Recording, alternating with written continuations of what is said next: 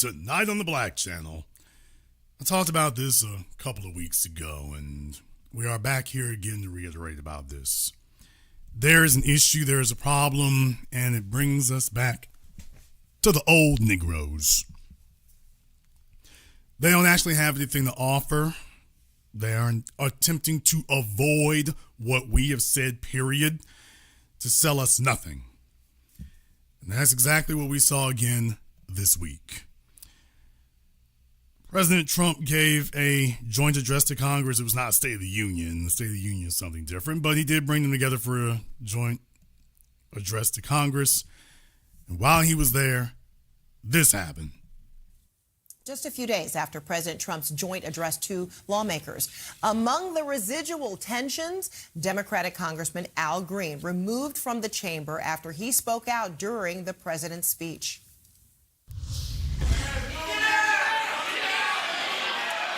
The chair now directs the sergeant-at-arms to restore order.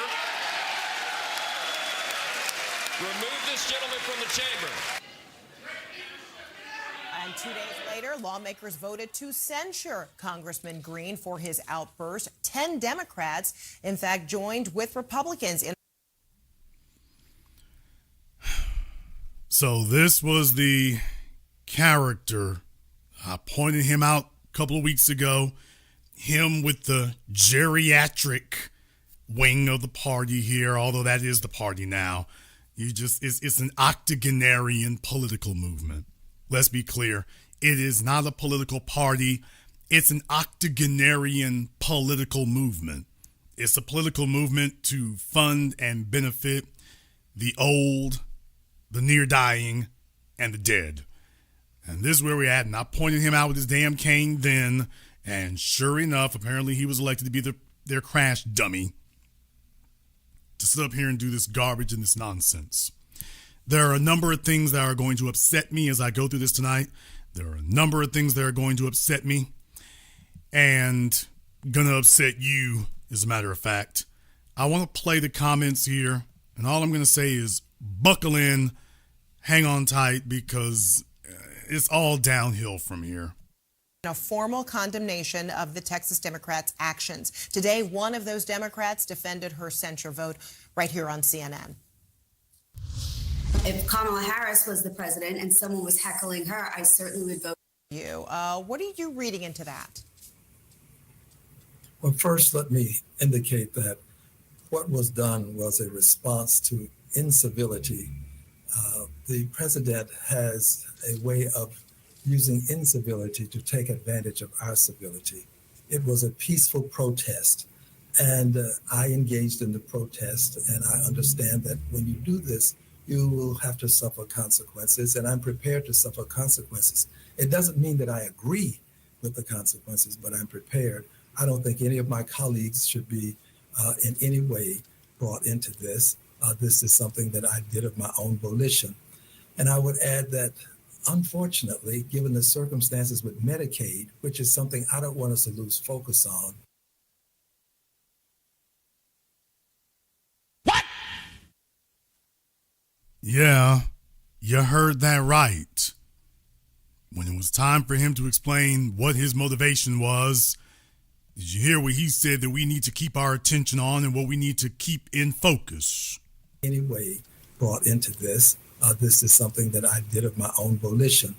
And I would add that, unfortunately, given the circumstances with Medicaid, which is something I don't want us to lose focus on, unfortunately, I don't want to see this stop. What I'm saying to you is I don't want to see the protestation stop. Nigga, what? Yeah. You notice how the old party establishment moves around on every damn thing? Our issues are financial. Our issues are strictly financial and socioeconomic, and here he comes talking about Medicaid and Medicare. That's what he's talking about. Who the hell is their constituency? You want to know why they lost the youth vote? You want to know why they're continuing to lose it? This is why, when they actually do stand up for something, remember Elijah Cummings, John Lewis, the only thing that they actually get vocal for, you have never seen any of these niggas sitting up here doing this for us.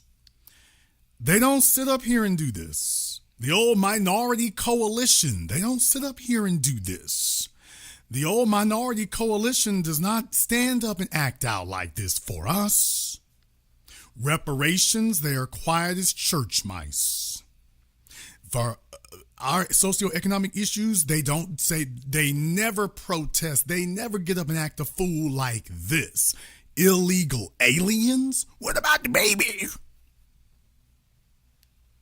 Medicaid? You mean for all the old folks? Medicaid is already something that's in law. I wish that our biggest issue is they cutting our reparations. I wish that was our biggest issue, was that they were cutting the growth of reparations. We don't even have it. Medicare and Medicaid are already there. You're sitting up here, quote unquote, fighting for stuff we already got. And this is the trick bag to make you think that something you already have is in danger, because the old folks, that's all they care about. The old folks don't give a damn about anything else except where they're going to get their diabetes medication, their blood pressure medication. Now, this guy, Al Green, is the same asshat who every time you turn around is trying to introduce impeachment legislation against Donald Trump. We got real issues need to be dealt with, and everything he does is political theater, complete with his damn cane and conch in his hair and whatever the hell he's doing. This is what they call political leadership over there.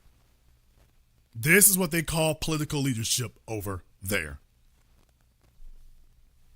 It's ridiculous. And notice the only thing he could bring up was, I don't want us to lose focus on Medicaid. What was done was a response to incivility to suffer consequences. It should be Medicaid, which is something I don't want us to lose focus on. Yeah. And we know that this is the only thing they're talking about. And every time you turn around, it's going to be an old nigga. Every time you turn around, it's going to be somebody's old nigga sitting up here talking to us that the issue, the thing that they're ventilated over and agitated over is Medicaid. Something for the old folks who already lived their lives. They already got their pensions. They already got their Social Security. They've made sure you can't afford a house. They made sure they can afford a house, but they've also made sure you can't afford one. And every time you turn around, that's what you see. Case in point, oh, look, over here on Rolling the Bowling Balls channel, he was upset over Trump's little get-together, and take a look at what they were talking about over there. Representative Bobby Scott from Virginia. What are they for? Segregation? Yes. Well, and they're against supply diversity, contracts. Wait a minute. And if you have a problem with diversity, you can't do anything about it because they're against diversity. Now, put this in perspective. In Trump's last term, he appointed dozens of judges that would not say during their confirmation hearings whether or not Brown v. Board of Education was properly decided in 1954. That's right. Like, segregated schools is something that's up for debate. Yeah. Okay. They're against it and proud of opposition to diversity. They're proud of opposition to equity, which all that does is rings that old saying true that for those who are used to privilege, equality seems like oppression. So we can understand why they're against equity. And if you're against inclusion, what are you for? Discriminatory exclusion? I mean, these guys they just come right on out with it, just loud and proud against civil rights. No question. And while the Democrats tell you and me that they can't come out loud and proud for reparations. They can't come out loud and proud for a black hate crime bill. They can't come out loud and proud for black economic tangibles. They can't do that for us. These folk can make this the only order of the evening, but for us, everything's about what we can't do.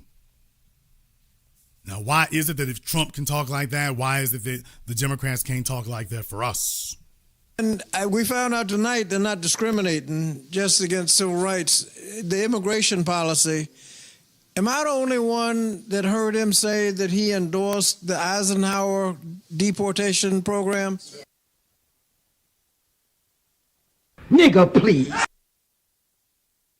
Yeah, y'all. Remember, this is after the election of 2024. This is after all that. Yeah, they're still on this. This is what they're focused on. Non-citizens. He's come among a bunch of black folk to talk about non-citizens. That we need to be focused and have our concern on non-citizens. Please remember that. And by the way, let me go ahead and get him on talking here because he goes ahead and veers off into their attempted scare tactics. It's pathetic. You're absolutely pathetic. But watch, he's going to try it anyway. He's going to try to convince us that if we don't support illegals, we are at risk. Listen to what he says. Only one that heard him say that he endorsed the Eisenhower deportation program? Yes, sir. You heard him. You know what that was called? You know what the name of it? Is that Project Wetback? Operation Wetback. Yeah, Wetback. Right. Now Google that and you'll find out that they rounded up about 1 million and some people, many of them citizens. Okay, did they round up any descendants of the American slaves? Now there's the real question. Did they round up any of us? Because he's trying to imply that they did. Did they round up any of us? And if they didn't, then bro, what are you trying to pull here? What are you trying to pull, man? Yeah, Wetback. Right. Now Google that and you'll find out that they rounded up about 1 million and some people, many of them citizens. And that's what he endorsed and got a standing ovation. There you go. So we're not the only ones he's after. Oh, absolutely. But we have to, if you're not. We're not the only ones. As if those non-citizens are a factor for us. As if the we, he's talking about he's grouping us in with non-citizens. Do you hear these absolutely duplicitous bastards? He's sitting there with a straight face, probably after doing lines of cocaine, trying to lump us in with non-citizens. Never mind the fact that Trump got more of the Latino vote than he's ever gotten before. Damn! Never mind that. So if the Latinos are not worried about that, why would I be? All the zaddy lovers from the Caribbean and Africa, I'm like, okay, well, they're happy now. At least they should be. At least it still sting for a little bit. But I'm like, who the hell is he talking about? Interested in health care and access to. Oh, absolutely. But we have to, if you're not interested in health care and access to college and nutrition programs in the budget, you ought to be interested in your civil rights. Please. So he's back with the Medicaid thing. If you're not interested in health care. They don't go among white audiences and talk like this. They don't go among white audiences and talk like this. This is not the subject of conversation among white audiences. I'm doing a nice program here because I asked a simple question for tonight's program. Do the old government Negroes care what we want? Do the old government Negroes give a damn what it is that we want? And my short answer to you all is no, they don't. They don't care what we want. They don't care what our issues are. They are utterly, summarily unconcerned about it. They could not give less than a damn. The entire focus of their being is on this gerontocracy that we live in. The entire focus of their being is this gerontocracy that we live in, and simply allocating all of our efforts, the fruit of all of our labors, because we've worked a hell of a lot harder than any of them, to take what we've got to fund them. Those who have already eaten 3 and 4 times their share, who have not actually produced anything. They took what was given to them, devoured it all, and now they're looking at ours and attempting to devour that. Damn them old niggas. And I said that. Oh, and I meant that. I don't want to see another one of them show up trying to sit up here and lecture us about what we need to be doing and what we need to support. Because you're not supporting us. You just want us to fall in line. That's all. You just want us to fall in line, and every other word out of your mouth is healthcare, healthcare, healthcare. In other words, to keep the old niggas alive and keep them running around with their rickety hover rounds. What they're not talking about is how they are going to make the next generation more prosperous. Did you notice that that is literally never the subject of conversation? It never comes up. Never. Never. I submit to you that when you take a look at the results of where you are and where you live, and I'm not just talking about one place in America, I mean across the country, they do not care what's going on with you. I would say that you're an afterthought, but that would be deceitful because that implies that you were ever a thought to begin with. Take a look at the political priorities. You don't hear them talking about young people at all. You don't hear them talking about working age people. Everything they talk about is for the old and the illegal. Think about that for a few moments.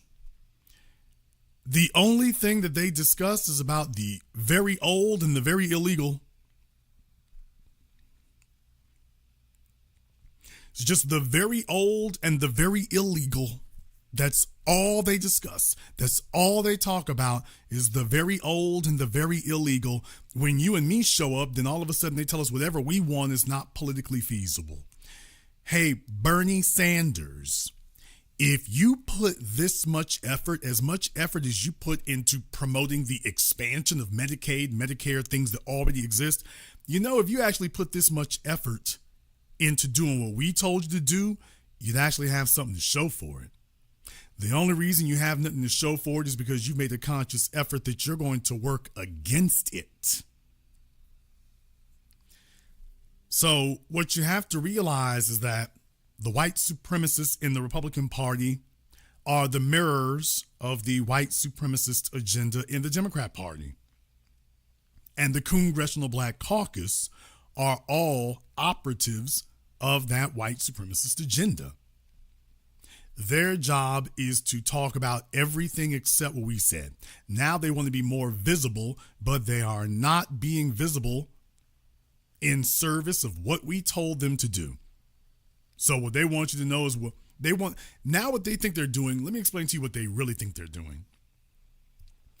The old niggas of the Democrat Party and their white operatives running it, well, the white folk who run it, here's what they took away from the 2024 election that they think is going to be the new strategy. They think that the problem is that Donald Trump is entertaining. That's what they think. They think the problem is that Donald Trump is entertaining. And that the reason that they're losing to Trump in elections and losing in the media is because Trump is so entertaining, and the problem is the rest of us are stupid and we're more focused on being entertained than we are on policy. Now, we've presented them with the policy, and they're telling us that the problem is that we just want to be entertained and that that's the real issue. No, I'm serious. That's what they're saying, that the problem is that we want to be entertained. Let me give you a case in point here. There was another person who was on Roland Martin's little show. Congresswoman Clark, final comment. What we're facing, and I think for someone like myself and maybe some other folks from my generation, because born right after the civil rights movement, right? the idea of white supremacy had been something that we read about. We're in the midst of a real insurrection of white supremacy. And I think that there have been too much tiptoeing around the fact that this is what is going on. And so we have got to awaken and really enlighten it. And I keep going back to educating, because like so many others that have come after me, the access to that information has been episodic. Those who were right in the, so I'm New York, so we Black Power movement. We weren't civil rights movement. It was a different vibe coming out of Brooklyn. So you know what I'm talking about. You know what I'm talking about. So no, I don't really know grew what up you're with the talking self-image. about. I really don't. No, I don't know what you mean. You're going to have to explain that to me. Show me how New York was any different. No, I don't get it. No, I don't. An understanding of who we were as Black people, anchored in that, right? There's a generation now that's a little bit removed from that understanding, from those sacrifices. And so being rooted in history helps you in a moment like this, because then you know what you're dealing with. Right. For a lot of other folks, it's entertainment. There's an entertainment value in it, and they figured out how to. I tell people, I compare the Trump administration and their sort of media ecosystem to the WWE. Oh, no question. Right? And our young people are entertained by it until they. So anybody who was questioning me or wondering if this is what the Democrats took away from it, that this is what they think the issue is.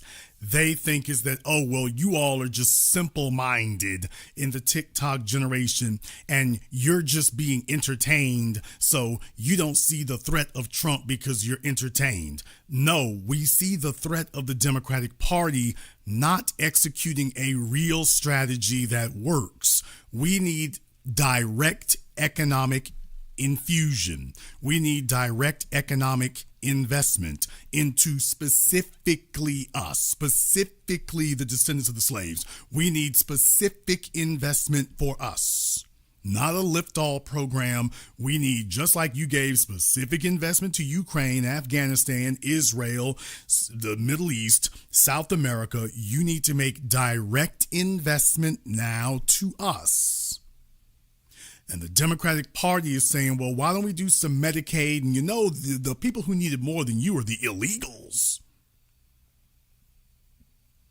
And so when you go and talk to them, they say plantation babble like this. Now, she knows what the hell we're talking about, and you're avoiding the issue. Your job is to be an advocate for that. If you cannot or will not advocate for that, then you serve no purpose. You serve none. But I wanted you all to hear what they had to say and see what they had to say here so that you can recognize exactly what it is, the game that they're playing here, so that you can hear that they think the issue is that Donald Trump is more entertaining and that from the most posturing, symbolic, ostentatious group of individuals ever, they're trying to tell me that they're trying to tell us that you and I are the slow bus kids because, well, Donald Trump is just entertaining. And the problem is the young folk are not as vocal as these old niggas because we're being entertained. Instead of them addressing what we said, which is, no, you're the problem. We're talking about our issues and you keep diverting off into something else. You're the problem. You heard us the first time. And every time you open your mouth, you keep detouring off into something else. Not just addressing what we said. When I say that we need direct investment, the only next word supposed to fumble out of your crooked teeth is to say, okay, how much? That's all you're supposed to say. That is it. And then when I give you that number, you supposed to say, yes, a boss, and get to stomping. That's what you're supposed to do. Right there. That's what Trump has done for his people. No wonder they showed up. The Democrats have been told this, and all you hear from them is why they can't do it and why they shouldn't do it. No, you asking too damn much. Y'all need to just ask for less. That's what they're saying.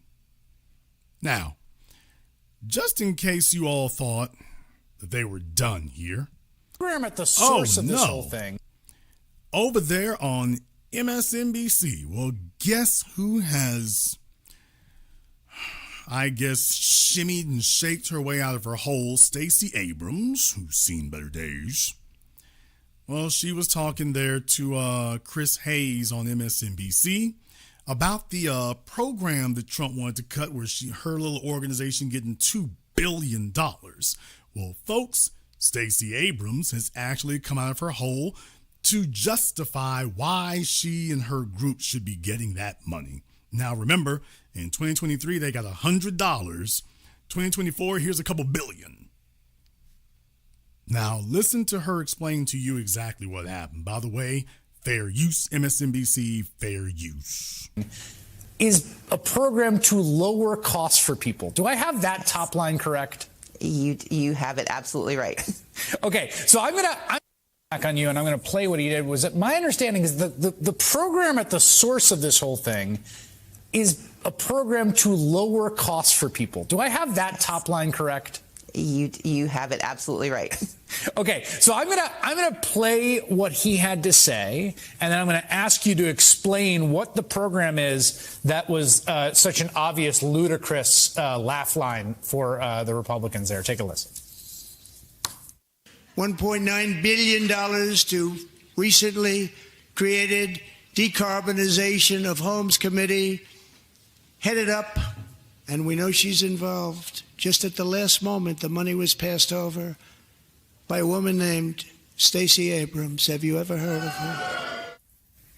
Okay, so what is this organization? What is your relation to it? And what? Yeah, because Chris Hayes is sure talking real irreverent, as if he's got rock solid information and they're totally justified. So listen to the explanation that she gives you all here. So what is this organization? What is your relation to it, and what does it do? In 2023 and 2024, I led a program called Vitalizing DeSoto. We worked in a tiny town in South Georgia to demonstrate that by replacing energy inefficient appliances with efficient appliances, you can lower your cost. And in fact, we accomplished that.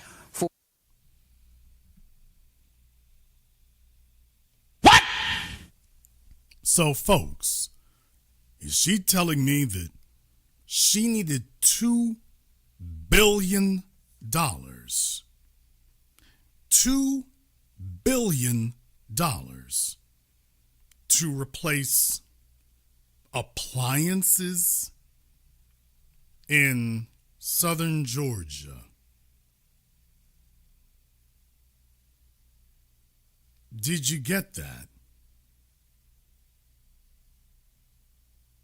$2 billion? $2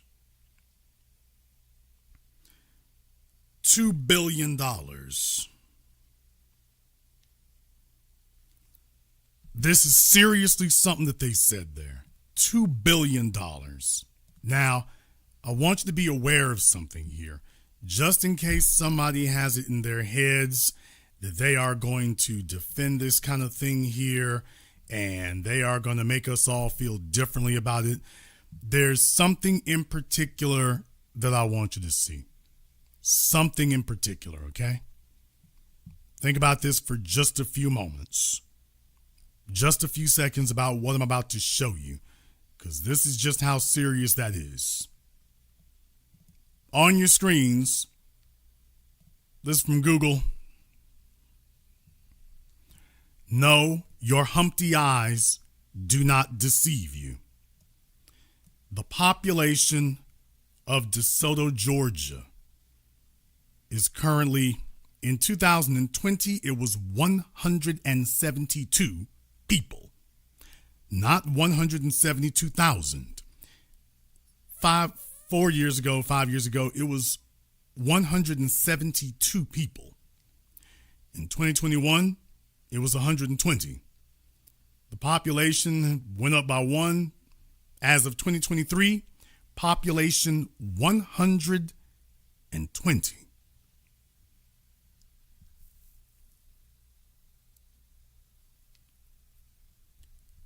Population 120. Stacey Abrams is saying that she replaced the appliances in DeSoto, Georgia, that she needed a couple of $1 billion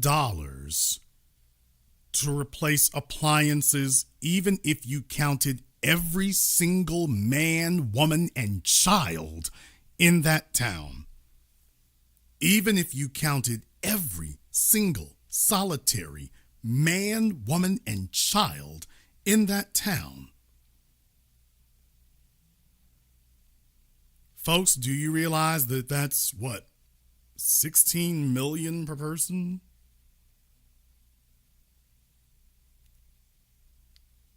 Yeah. You can do the math yourselves.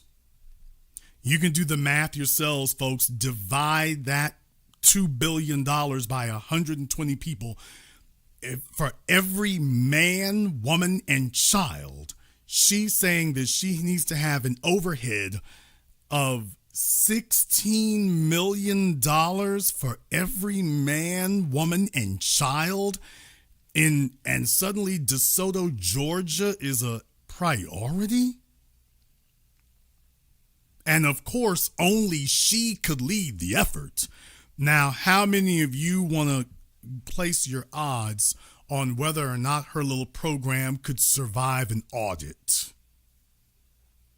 How many of you would like to wager the odds whether or not her little program could actually survive an audit? If you actually went over her numbers and checked how the money was spent, how it was distributed, how many of you want to bet whether or not she would tell you, oh, we needed to pay $50,000 for a stove so that you can save $10 a month? Now, I'm going to play for you what she said here without interrupting it so you can hear exactly what she said, but I just thought I would let you know and stop you right there before we got way down the road. These are the numbers. DeSoto, Georgia is a population of 120 people, and she said, I need $2 billion so I can help these folks save a little money on their electric bills. Called Vitalizing DeSoto. We worked in a tiny town in South Georgia to demonstrate that by replacing energy inefficient appliances with efficient appliances, you can lower your cost. And in fact, we accomplished that. For 75% of the community, they got appliances that are lowering their bills right now. We had one woman who saw her electric bill cut in half from $180 to $98. That's what we delivered. And based on that program, a coalition of organizations, famous organizations, came together and said to the EPA, if we can do this here, we can do this for millions more Americans. Let us invest the money of America in lowering the cost for Americans. And the EPA said, okay, great, go for it. And they then granted those dollars to this coalition of organizations who came together, bringing 250 years and $100 billion worth of experience to doing this project. What they are angry about is that it's going to work, because we know it can work. And in fact, the hypocrisy is that just today, the EPA quietly released funds for one portion of this program, $7 billion, where $100 million of that will go to West Virginia for solar projects. Another $60 million will go to Alaska for solar projects. They know this works. They know it will reduce cost. They are angry about the fact that it is Democrats who know how to serve the American people and lower their prices.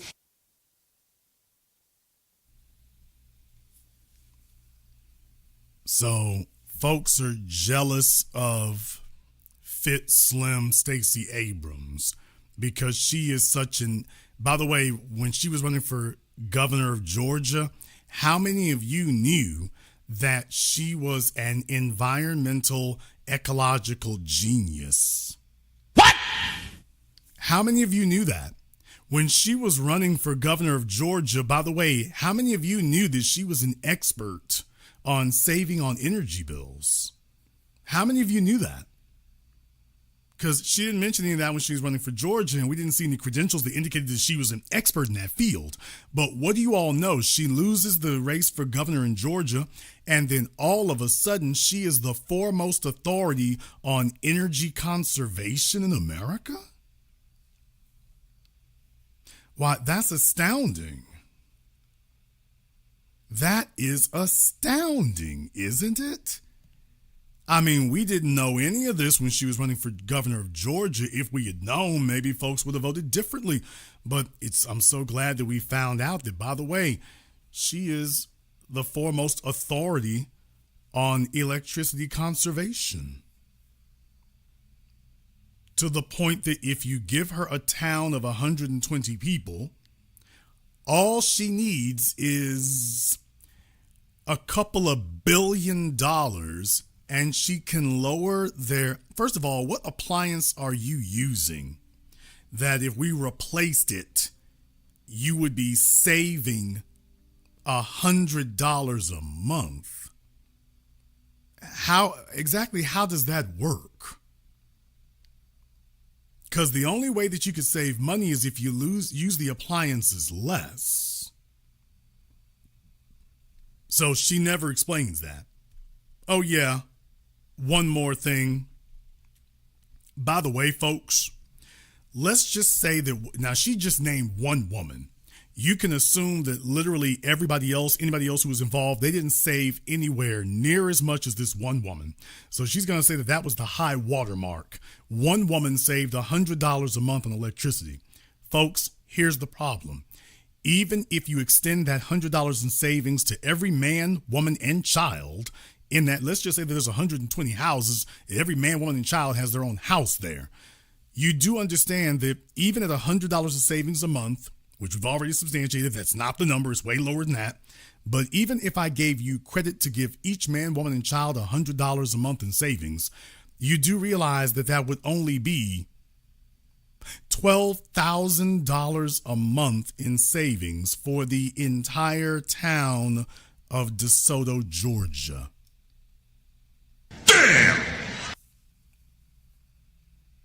Even if every man, every woman, every child, and every infant had their own home, which we know that's not the case, but even if they all had their own house, you do realize that even if I gave you credit for $100 in savings for every man, woman, and infant, that all adds up to $12,000 a month. Why does she need $2 billion to help save $12,000 a month? Where'd the rest of that damn money go? Are you telling me that you spent, think about that for a few moments here, 120 people. Now, once again, even if I gave you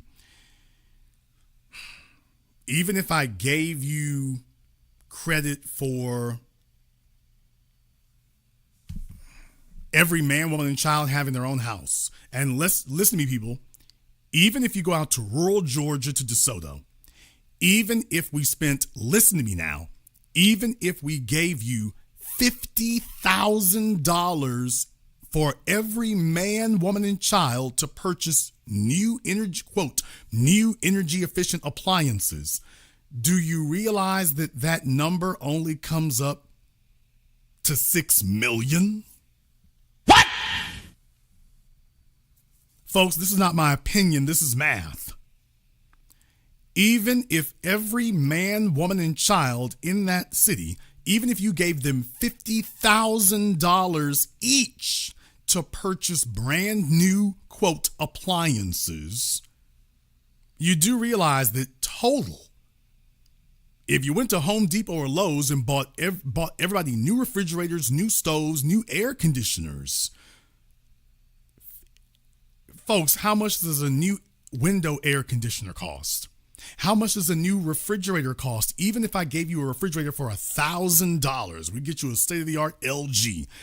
Let's just say $2,000, because I've seen them go higher than that. But let's just say I gave you a budget of $2,000 for a brand new refrigerator. $1,500 for a new stove, and then another $5,000 for window units. People, what I'm saying is that you're way below $50,000. Now, if I bump that budget up to $50,000 for every man, woman, and child, you still only spend for the whole town, you still only spend $6 million. When you all know, those of you who've done contracting and remodeling like I have, you know full damn well it does not cost that much to buy air conditioners. Air conditioners are a few $100s. If you get a brand new spanking smart stove or smart refrigerator, that's going to cost you a couple of $1,000. But usually a refrigerator is only going to run you about $500 to $800. But even if I get you a state-of-the-art smart refrigerator, that's only going to be a couple of $1,000. So we're not going to come anywhere near $50,000. If we sit up here and go hog wild, we might spend $10,000. If we go insanely hog wild, I'm giving you a budget of $50,000, and do you realize you only spend $6,000? You only spend $6 million. You only spend $6 million. Who are these people looking out for? Who are these people looking out for, folks? Who are they? Who are they really looking out for? That's a very simple question. Who are they? Because they're not looking out for you, and they're obviously not looking out for me. So who are they actually looking out for? That's a better question.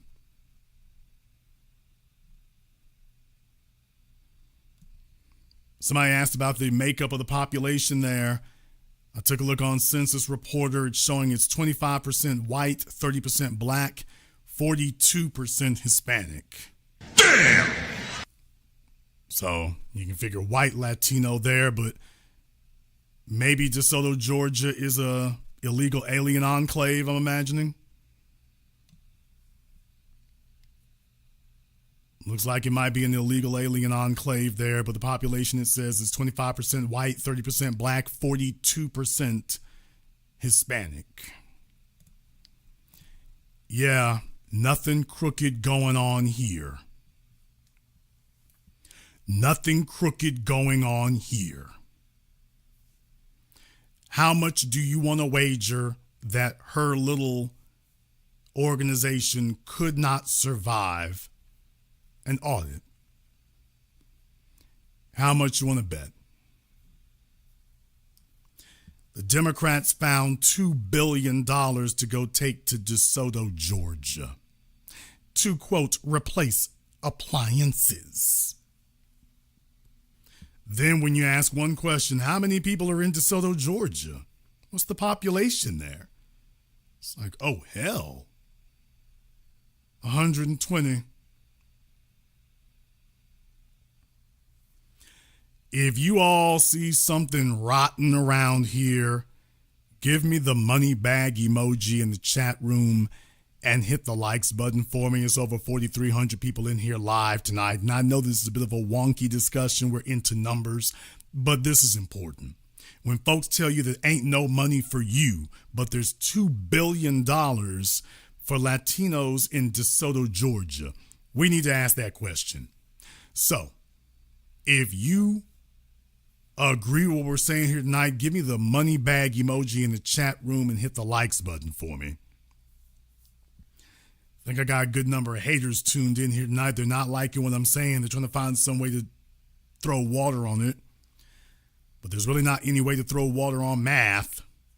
Now, if you believe that DeSoto, Georgia really needs $2 billion to buy appliances, all I can say is you're just as corrupt as she is. I would like to see an audit pulled of her little group. If you really want to get down to brass tacks, why don't we pull an audit of her group to see just how much they spent on, quote, appliances? Because this is what she come back and saying, oh, we bought appliances. There are only 120 people in the whole damn town. By the way, if you hear Fox News or any of the right-wing outlets talk about the population of DeSoto after tonight, then that's your proof of who tunes in and who listens. I'm doing a nice program because none of you heard anybody talk about this before now. You didn't hear anyone go into a deep dive to say, okay, if that's where you spent the money at, let's just see how that should break down. These other folk, if they say anything, they'll be following up on us tomorrow. So this is why you need to be listening to the new black media, because we are ahead of the curve. But this also highlights why it is that the Democrats have established themselves as our firm adversaries, because they're giving billions of dollars, people, but every time we turn around, it's billions to illegals, billions to non-citizens. And when you and I show up, they start pleading poverty. Oh yeah, folks, one more thing. Stacey Abrams and her little slush fund, did you notice that it didn't have to go through a committee? What? You notice it didn't have to go through a commission? Damn! You notice it didn't have to even have a hearing? Nigga, please. Do you notice that it didn't have to have a approval of Congress, and we didn't have to do a study? Nigga, what? Did you all notice that? Isn't this amazing? For literally every other group, nobody has to have a House resolution, no HR 40 required. Why, they are just geniuses at passing the cash. They tell you and me it can't be done, and yet for literally everybody else, all of a sudden they're geniuses who have all kinds of ingenious ways of passing the cash, and there's not going to be a vote, there's not going to be a hearing, there's not going to be a committee. You just mad as hell after the fact, but there was nothing you could do to stop them from getting it through. And that's why we're all saying, yeah, we want that one right there. You know, the nothing nobody can do about it or say about it, you just go ahead and pass the cash. Yeah, we want that one. We want that one right there. The one you came up with for everybody else, Stacey. We want that one. You did it for them. You did it for yourself. Then, damn it, your Pillsbury Doughboy, Hungry Jack built ass, you can do it for us. We are more deserving and have been waiting longer than anybody else. We're more in need than anybody else. No one else even matters or exists in the discussion. You damn right. You should have been done this for us. Well, how you did it for them, that's exactly how you do it for us. That's exactly how you do it. But the issue that you have here is I have to remind you that the issue, the obstacle of the old niggas. Please understand that. The issue and the obstacle that you have are the old niggas, and one in particular here who has shown up and resurfaced as of lately, and I'm very glad actually that that's occurring. There's been a lot of conversation lately about one D.L. Hughley. Yeah, he said some things and it's resurfaced here, and I'm very, very glad that people are looking at him, reviewing him with a new eye. Very glad that that's occurred. He was on DJ Vlad like 6 months ago, and Vlad asked DL about Shannon Sharpe and going on Shannon Sharpe's Club Shay show. Fair use, Vlad, by the way, fair use. Okay, let's switch gears. Now, you said you would never go on Club Shay Shay. No. Okay. And you said something interesting. You said that Shannon Sharpe's interview with Cat Williams was predatory and messy, and it doesn't feel this is a fair example of relationships among black comedians. I don't think so at all. I think that like any other endeavor, there are jealousies, idiosyncrasies, there's all, but jealousy, DL? You don't say. Why, you know about jealousy. Tell us more. But I don't think that's indicative of the experiences that most of us have. And I think that after the Cat Williams interview, which was a phenomenon, he kept trying to replicate it. Oh, I bring another black Shannon comedian? kept trying to replicate it. He kept trying to, let me bring on somebody else to have a beef and then do it just got to be like, I can understand it was a phenomenon, but then all of a sudden you tried to replicate it. So to me, just like you love what you do, he love what he does. Mm-hmm. For me, as a matter of principle, it is too messy. Or now I think it's morphed into something else, because I think that has. So D.L. Hughley is sitting his lanky, short, Papa Smurf looking ass on DJ Vlad, of all people.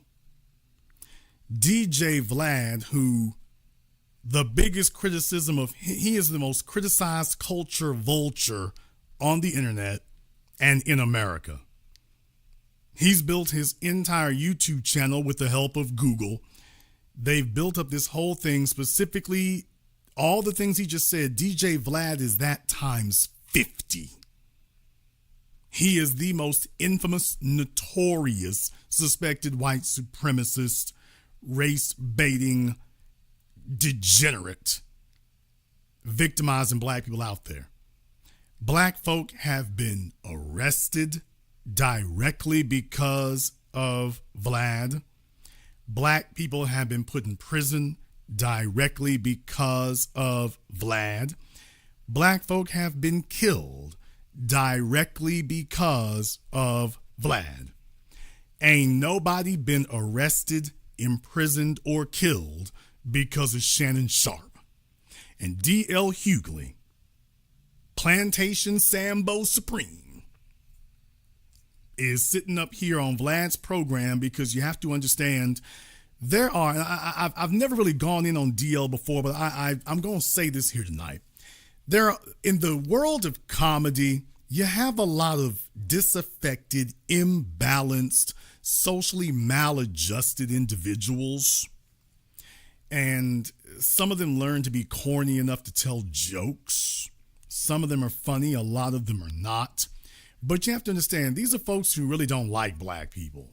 And they really do have a fetish and a Stockholm syndrome to white society. So every time you turn around, that's going to be where they take it. And everything is about twisting it and perverting it to go into that direction. So when you have someone as disaffected, someone as imbalanced, someone as obviously corrupted as D.L. Hughley, and we've already covered that with the Democrats and Kamala Harris, I can't say he sold his soul, because you have to have one before you can sell it. But basically what he's showing you, and you all have seen this in a lot of folk, the comedy world is, the so-called comedy world is absolutely boiling over with individuals like that. It's a incubator for folk like that.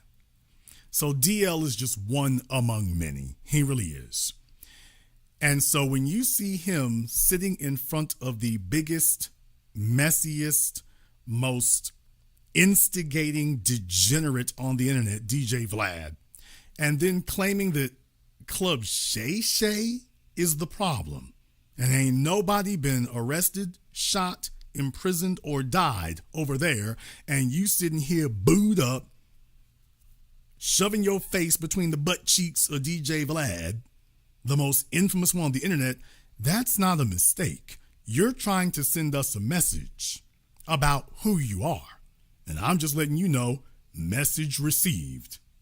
We see it for what it is. The other thing is that DL is falling out of favor. He's been falling out of favor, and he knows it. This last election was the last hurrah, and basically at this point here, what he's going to do is just coon all the way out. He just going to coon all the way out at this point. Black folk have let him know that, yeah, we ain't really rocking with you. So now he thinks he's, you got to understand, there are some folks who think that if they get famous or if they get some notoriety or some money, they think that they're, quote, punishing the rest of us, is what they tell themselves. That if they, quote, collaborate with the dominant society and white supremacists, well, they're weak individuals, and they tell themselves that they're punishing the rest of us. That's what they tell themselves. They tell themselves that they're teaching us a lesson. That because we didn't rock with them because you're too cornball and awkward and weird, well, they're going to get together with the dominant society and they're going to teach us a lesson. That's what they tell themselves. And all I can say is when you take one look at their personal lives, it pretty much shows you what you're dealing with. No wonder you get contracts. No wonder you get boosted. No wonder the best you can do is sitting next to Vlad. No wonder. Because there's no respect for you out here. No wonder. Kind of, that brook is run dry.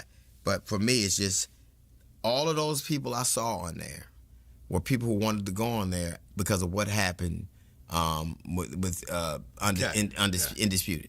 The way, and I've talked to you about it here before he even had that. With the way Skip did him, made me and a lot of black people go, fuck this, we're going to make sure this brother's okay. But then you take that and the very people that got there first. When has D.L. Hughley ever made sure that any black person was okay? Damn! I'm asking the real question. Name for me somebody who's like, damn, I'm where I'm at today because of D.L. Hughley. I didn't get on. D.L. Hughley put me on. D.L. Hughley stopped these folks from getting at me. Tell me one. Name one black person who got put on directly because of D.L. Hughley. Name them. Name them. Say their name. Show me their work. Show me them saying, yep, that was DL who did it. Name them. Should be very easy for DL to do when you think about it. It should be easy for him to do it because he's making all kinds of claims that we gonna make sure they good. Nigga, when have you ever made it sure anybody was good? Who in the hell said, you know what, I was in a tough spot till DL showed up?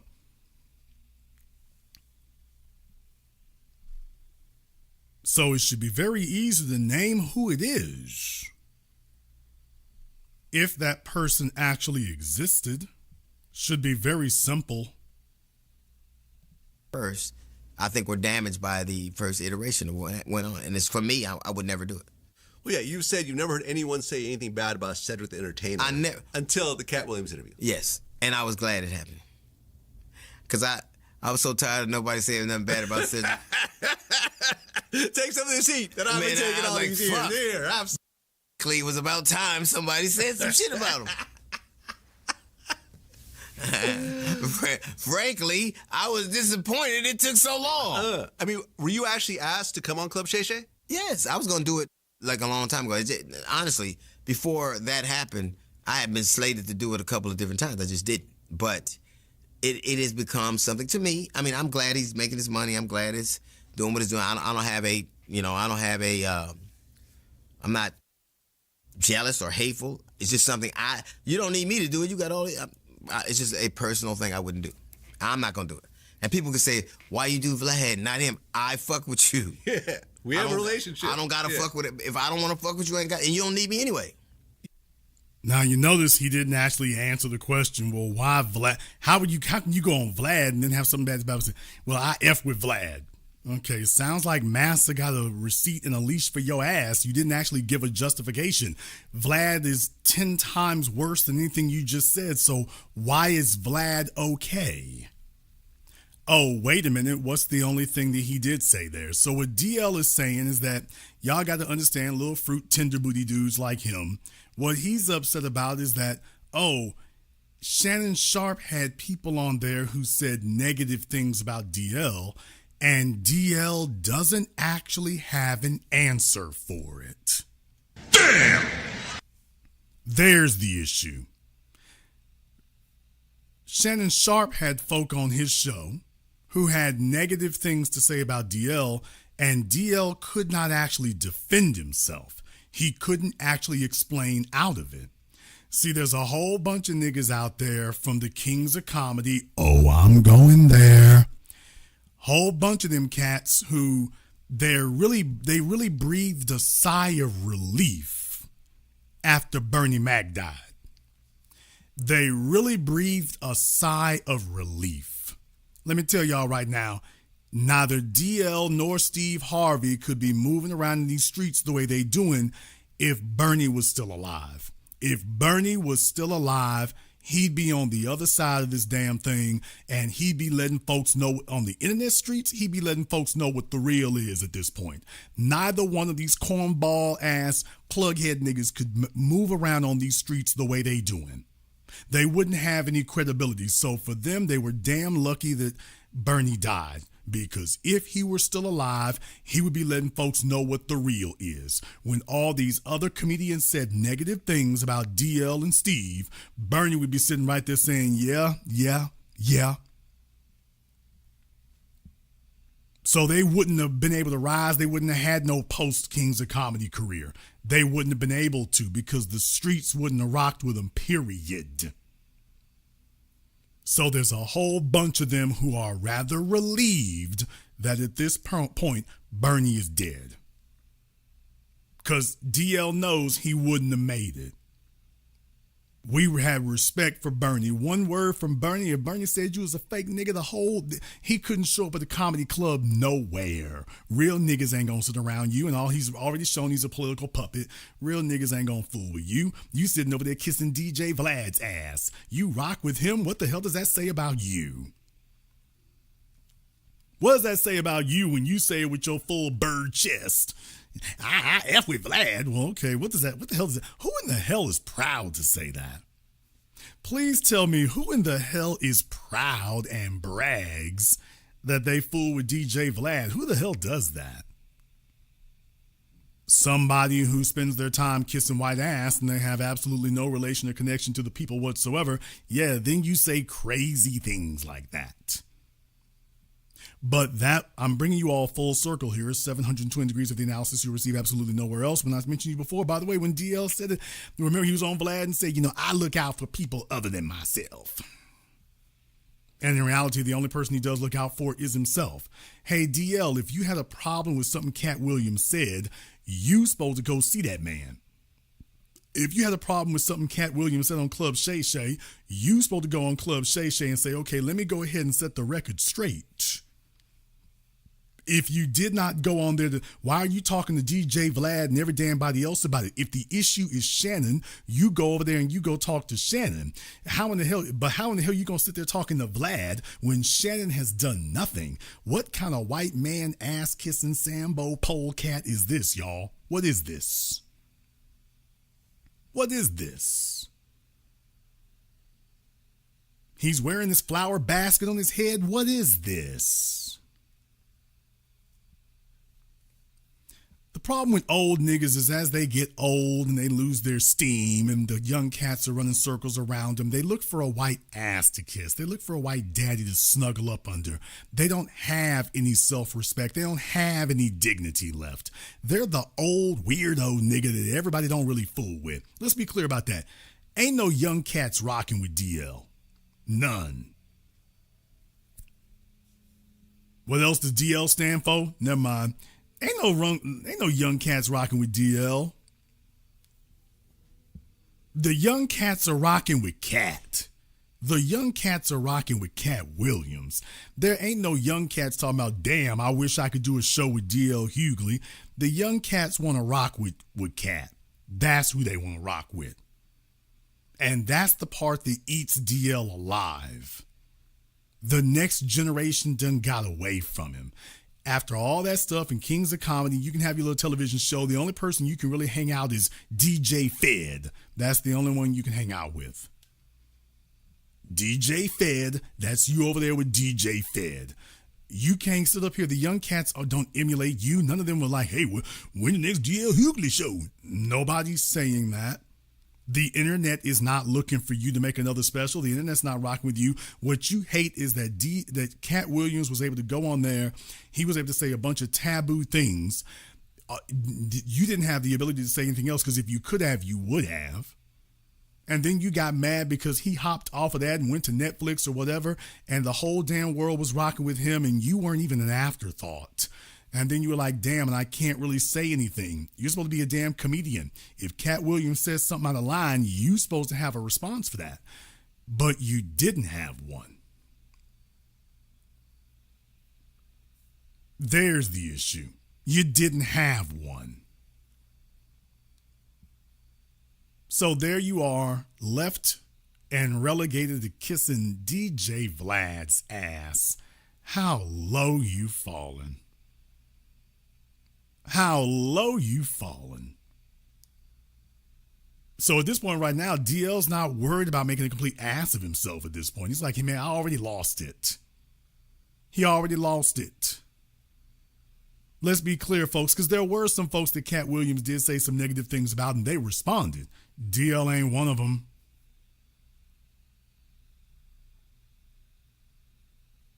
DL's not one of them. And the young cats ain't looking for him. So he's blaming Cat Williams. Dude, DL, everybody heard about what a dirty nigga you are. That's not Cat Williams. You thought that people were going to be so desperate to get on that everybody's going to be looking for you to help them for a leg up, but you didn't help anybody up. Dude, Cat Williams did not turn the people against you. Folks, everybody who's had experience with you, that's what turned them against you. Cat Williams is just reporting the news. He had an issue with Monique being on there. Okay, that's already a long-standing beef right there. Shannon Sharp is not out of line for bringing Monique on there. He's not out of line for that. Your job is to go up there, and when you get a chance to speak, you had every opportunity to do that. The reason you're upset is because you couldn't respond to it. You couldn't do it. So I'm glad that this has resurfaced itself, and I'm glad that people are giving this a second look, and I'm glad that most of all that people said, by the way, is D.L. Hughley dissing Shannon Sharp, who never hurt anybody, and caping for Vlad, who's gotten people arrested, imprisoned, shot, and killed? D.L. Hughley says the problem is Shannon Sharp, but DJ Vlad is cool people? What kind of mental illness do you have to say something like that? Oh, jealousy is worse than a mental illness. Jealousy is worse than a mental illness. Let me explain to you all what I mean.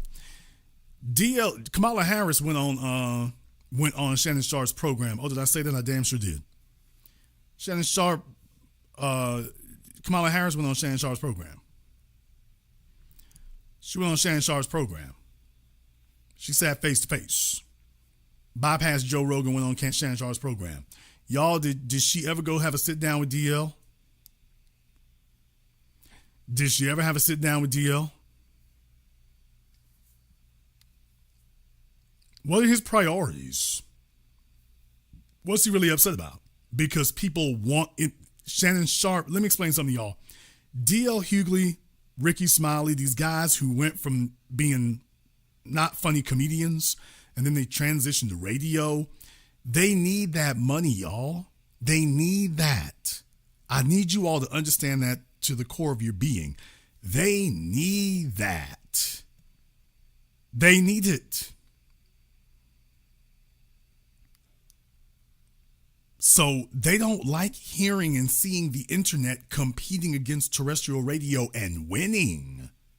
Because the whole thing for D.L. Hughley is to say, hey, I was a Hollywood star. I used to be big in comedy. So the radio stations, y'all need to pay me a bunch of money for syndication. They can't have the internet and somebody on YouTube blowing up to that level. That's competition. All that does is bring their damn money down. And they can't move around. That's why they want to shoot down their competition. The problem for Shannon Sharp is that Shannon Sharp is scoring interviews and talking to people who ordinarily would have talked to DL. That's the problem DL has. Comedians have been sniping at each other for decades. That is nothing new, people. Go back and check out. We can go as far back as Lenny Bruce, Richard Pryor. Everybody saw Eddie Murphy Raw. Comedians have sniped at each other for decades. That is nothing new. Howard Stern, I'm not saying that he was a stand-up comic, but comedians have been going places and roasting other comedians for decades. You're not funny. You stole my jokes. He tried to hold me back. That's been going on for decades, man. That's not new. That's old as hell. That's always been the way it is. And the comedians are the most knife-stabbing, backstabbingest folk you'd ever meet.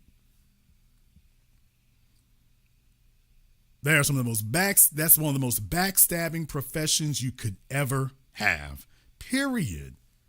You can't really name two big name comedians who really like each other. You really can't. I mean, it's a cutthroat business. It really, really is. Okay, that ain't nothing new. That's the way it's always been.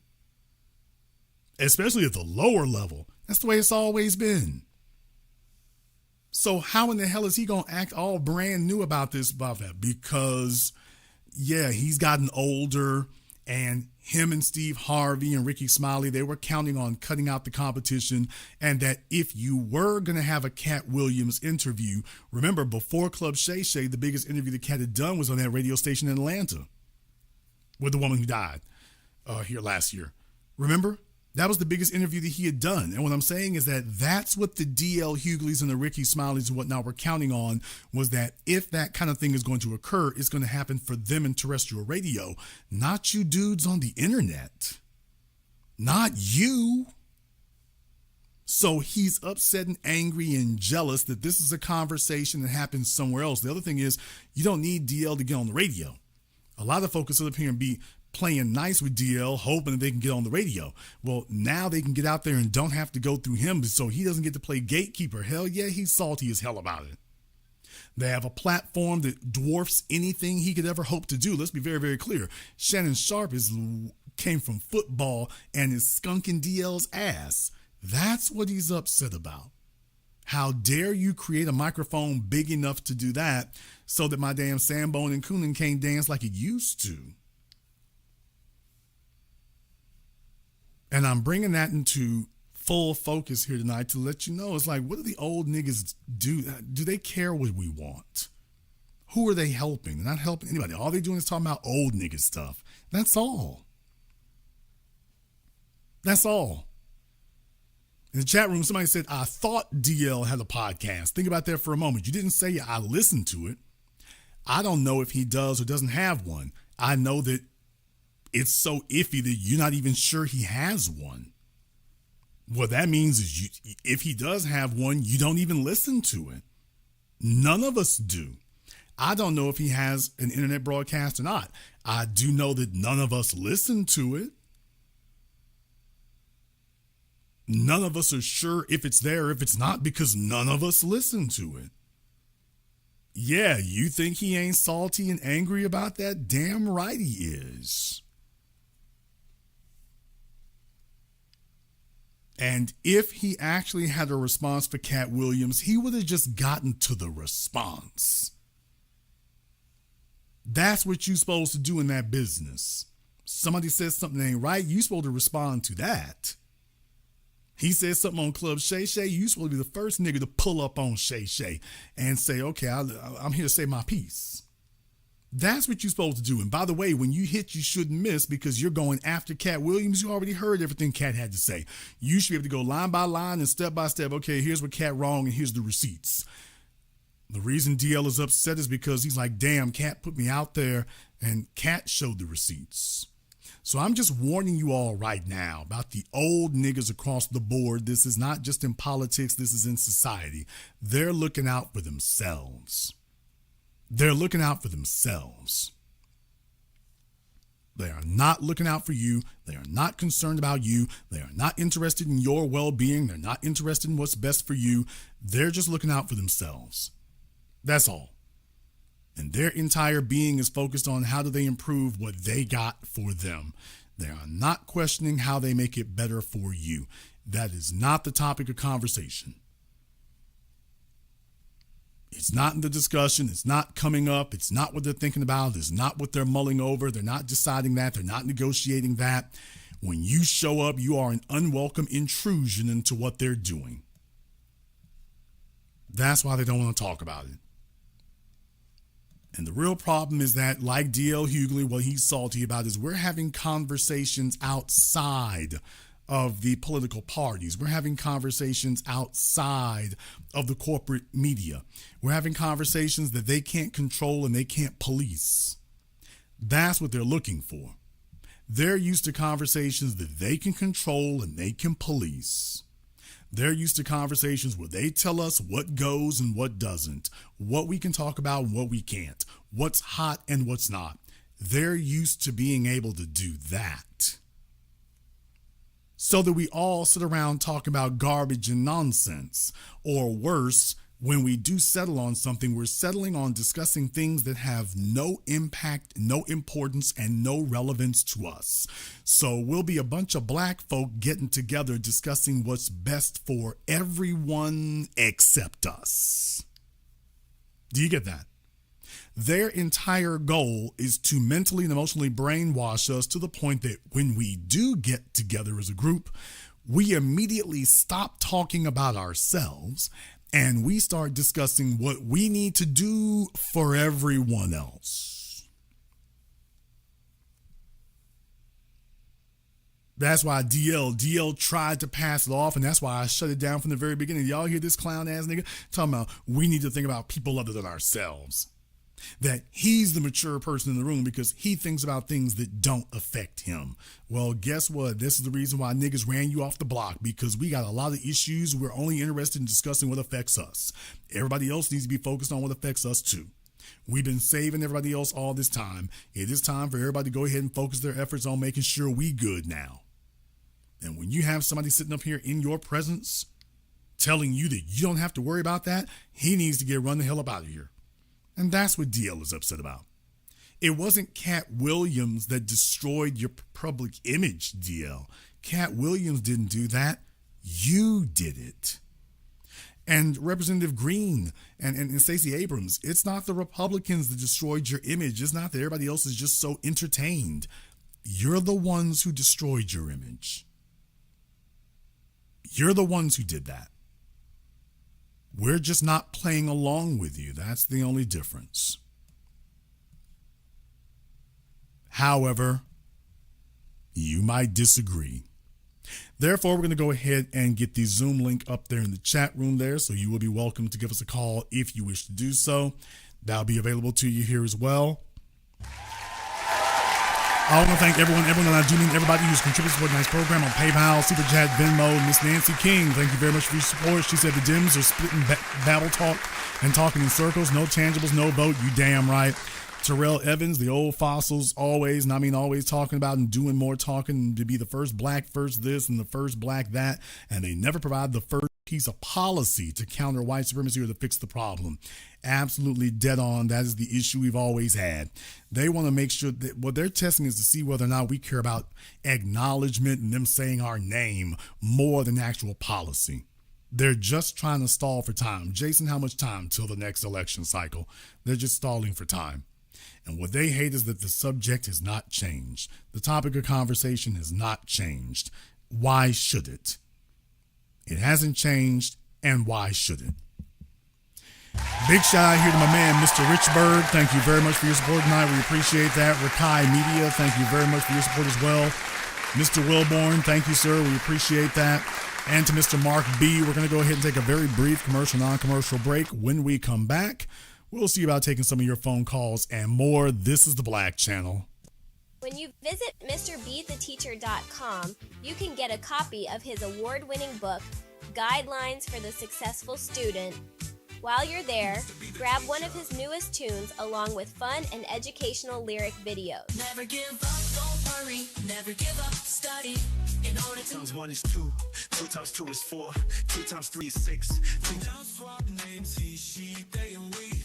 Simplify the daddy divides as the father and guide. Money multiplies and shares on what they buy. You can also acquire his tutoring services via varsitytutors.com or tutor.com. If you wish to speak to Steve Burgess directly, you can do so through MrBeTheTeacher.com. The Honey Badger and the Mongoose is a children's story for the family of how a honey badger and mongoose fight an evil alliance of venomous cobra snakes and hyenas that overhauls the balance of the savannah. The Big Five. The honey badger demands reparations. Will the Big Five give the honey badger reparations? Can the evil alliance of cobras and hyenas be stopped? The best new price for the hard and soft cover is at www.thehoneyBadgerandthemongoose.com. You can also find this book at Amazon, Audible, and Kindle.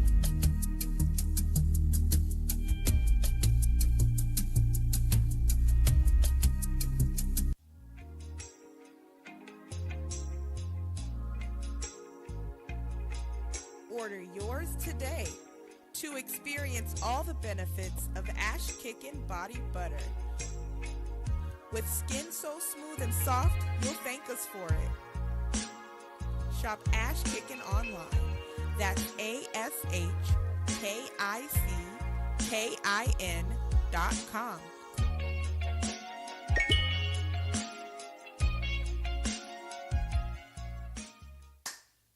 Hi, this is Brenda Starr, creator of Poetry with a Purpose and author of the book Pressed But Not Crushed.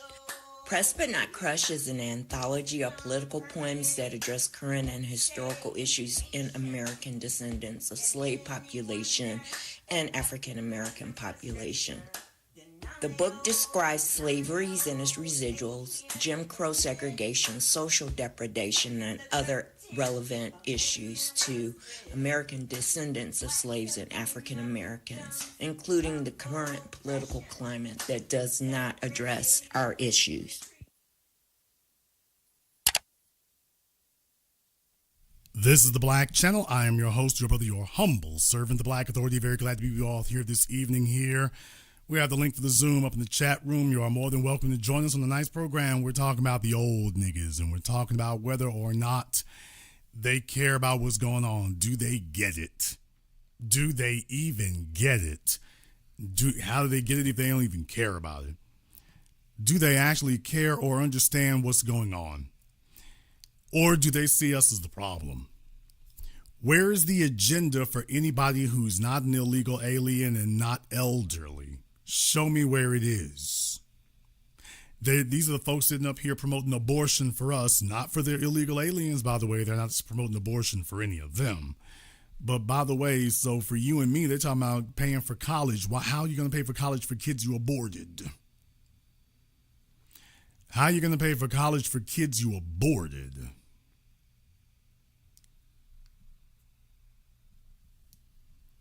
This is what you're dealing with today that calls itself a political party, and everything is about political pimping. And a bunch of old folk there, and I'm not just talking about the political operatives, I'm also talking about the society at large. I'm talking about them. I'm talking about them. I need you all to understand, I'm not being hyperbolic, and I'm not exaggerating. The average black person over the age of 65, they see all of us as a resource to be used. No, but seriously. They see all of us. They didn't do anything for us. They fantasize to themselves that they've done something so great and so wonderful that all of us owe them. Please, every time you all talk to these old niggas, they talk to you like you owe them something. They talk to you like they did something great and grand and wonderful. They can't show you what it was. When you do ask them, what did you do? White supremacy stopped me. Then how do I owe you anything if you never succeeded? They're telling you that even though they failed, you owe them something. Do you get that? They're telling us that we owe them something even if they failed. Even if they failed to get the job done, even if they failed to succeed, you still owe them something. Hell, not only do you owe them something, you owe them everything. They want you and me to be ultra vigilant, and they've been vigilant about nothing. I'm not downing anybody being condescending. I'm saying take a look at the breadth of the last 40 years. What got done? Let me go ahead and get down and dirty with it here for a minute here so you all understand exactly what the hell I'm talking about here. Please understand the agenda of the civil rights generation, the old niggas, has been light-skinned babies and conspicuous consumption in the white economy. That was their goal. Please take a look at the last 40 years. Tell me where we have excelled at. Tell me where we excelled. Show me, if you start taking a look at where we excelled, compared to where we were before, You've never had more interracial sexual access, and you have never had more interracial commercial access. Now, that's what changed. Now, that did radically shift. You are welcome to all the interracial sexual access you desire. Never mind if you don't have anything to show for it. And by the way, here's the crazy trick bag of it. The dominant society was all right with it. After they got past their initial shock, they were all right with it. You know why? Because the white women that they were sending over there, that was their low-hanging fruit. Those were the disposables. Those were the expendables. The light-skinned children, those would be the new Negroes. So here's the real thing. When you're dealing with a warfare economy and a warfare mindset, as far as they're concerned, those white women were already written off. Those white women were already written off. They are not the white women that white men who control the society, white men of means, the most desirable white men, they weren't looking for those women. So like, what the hell did we lose? The children will be biracial. Okay, well, them just niggas. So she is already been written off, and the children will just add to the black numbers, and we already got them locked and boxed. So what did we lose? That's what happened. That's what they did. So when you and me come along and we're not talking about chasing interracial sex or being customers of the white store, the old niggas think there's something wrong with us. Please understand that. Now look, I'm old enough that I come from the days when I remember there wasn't a Walmart supercenter. I remember when the first Walmart superstores got built. Didn't have pharmacies and all that stuff when they were just regular Walmart stores, and then they had the advent of the Walmart supercenters. Now they're all Walmart centers, supercenters, I guess, save the Walmart markets. And what I'm telling you is that I meant what I said. Do you all understand that this is a ritual for the old niggas? Let me get deep off of this for you right quick. Follow me, follow me, follow me, follow me. Do you understand that to the old niggas who used to get kicked out of FW Woolworths, do you realize that as far as they are concerned, every time they walk into Walmart, nobody's going to beat them and run them out of there and call them niggas? Do you realize that every time they walk in there, it's like breathing fresh air? They consider it a privilege. They consider it an accomplishment. Every time they walk in there, I have arrived. So standing in the pharmacy, walking up there, paying their money, they're proud. That act in and of itself is an accomplishment to them, because they can remember back when you couldn't do that. So as far as they are concerned, that's an accomplishment. And the problem is you not recognizing it's an accomplishment. The problem is you. That's why I'm saying that they think that they did something great for you. That the problem is that you're not grateful that they opened up Walmart to trade the way that, well, they tell themselves that they're the same as Admiral Perry and the black ships in Japan. But far as they're concerned, they've done you a favor, that they colonized Walmart on your behalf. What? Far as they're concerned, you should be grateful that they opened up Walmart for your convenience. Nigga, please. And I mean that. So you want to know why it is they talk so arrogantly? It's like, as far as they're concerned, they did you a favor. Why, if they hadn't gotten out there and agitated and complained and whined, well, their accomplishment is that, yeah, you can't you see you can shop at Walmart, and you've had old niggas tell you that. Well, you can go buy shoes and cell phones, and that's what you got. And they really think you should be grateful for it. And they mean that. And they mean that. Let me go ahead and get back over here on Zoom. Let me see if I can get Brandon up here on Zoom. All right, we got Brandon on Zoom. Go ahead and unmute yourself, brother. What's on your mind? Okay, Brandon is pantomiming to something. Okay, y'all can't see what I see here, but Brandon is pantomiming to something. All right, Brandon. Brandon is not paying no attention. I'll give him a couple of moments here to bring his head out the fog. He is distracted by something. All right, Brandon, I can give you 5 more seconds, brother, and I got to move on. Okay, nobody can hear you, Brandon. Check your audio. Oh, he is freestyling. Brandon, see if you can check your audio, sir. He is steady jawboning. All right. I don't know what to do with Brandon there, so okay, go ahead and put him back where he is.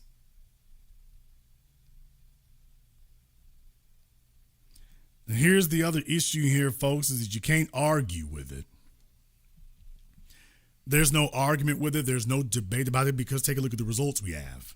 And I need you all to understand, talking about giving more money to Medicare and Medicaid, people, please tell me, where is the Medicare revolution?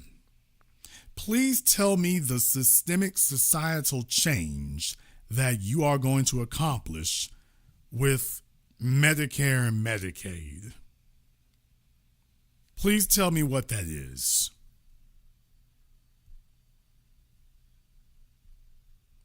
If you all think about that for a few moments, tell me, where's the Medicaid revolution? Who are the Medicare revolutionaries? What is the systemic societal change that you expect to happen with Medicare and Medicaid that are already made? Tell me what changes you're going to make to Medicare and Medicaid that are going to systemically change society. Tell me exactly what your strategy there is. Who are you advocating for? That's a simple question. Let me go ahead and get back over here on Zoom. Let's see if we can check on Chris here on Zoom. Assuming, of course, he's paying attention. Give Chris a few seconds here to go ahead and take a look into that. Okay, some of these folks here, they got the Zimbabwe broadband on. Not sure what's happening there. They got the Zimbabwe broadband on, so waiting for them to get that going here. Okay, not really sure what's going on there. He came on, he's not doing anything, so now I feel like folks are playing on Zoom tonight.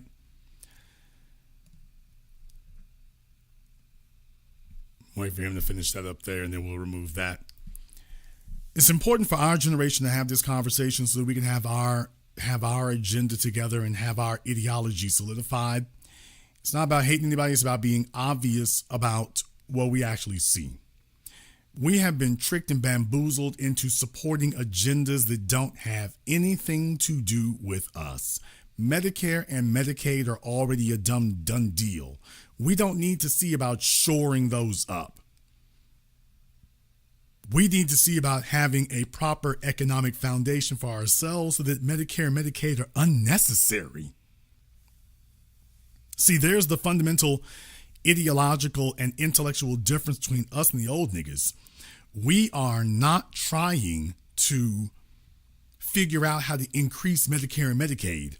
We have formulated a strategy where Medicare and Medicaid are not necessary at any age.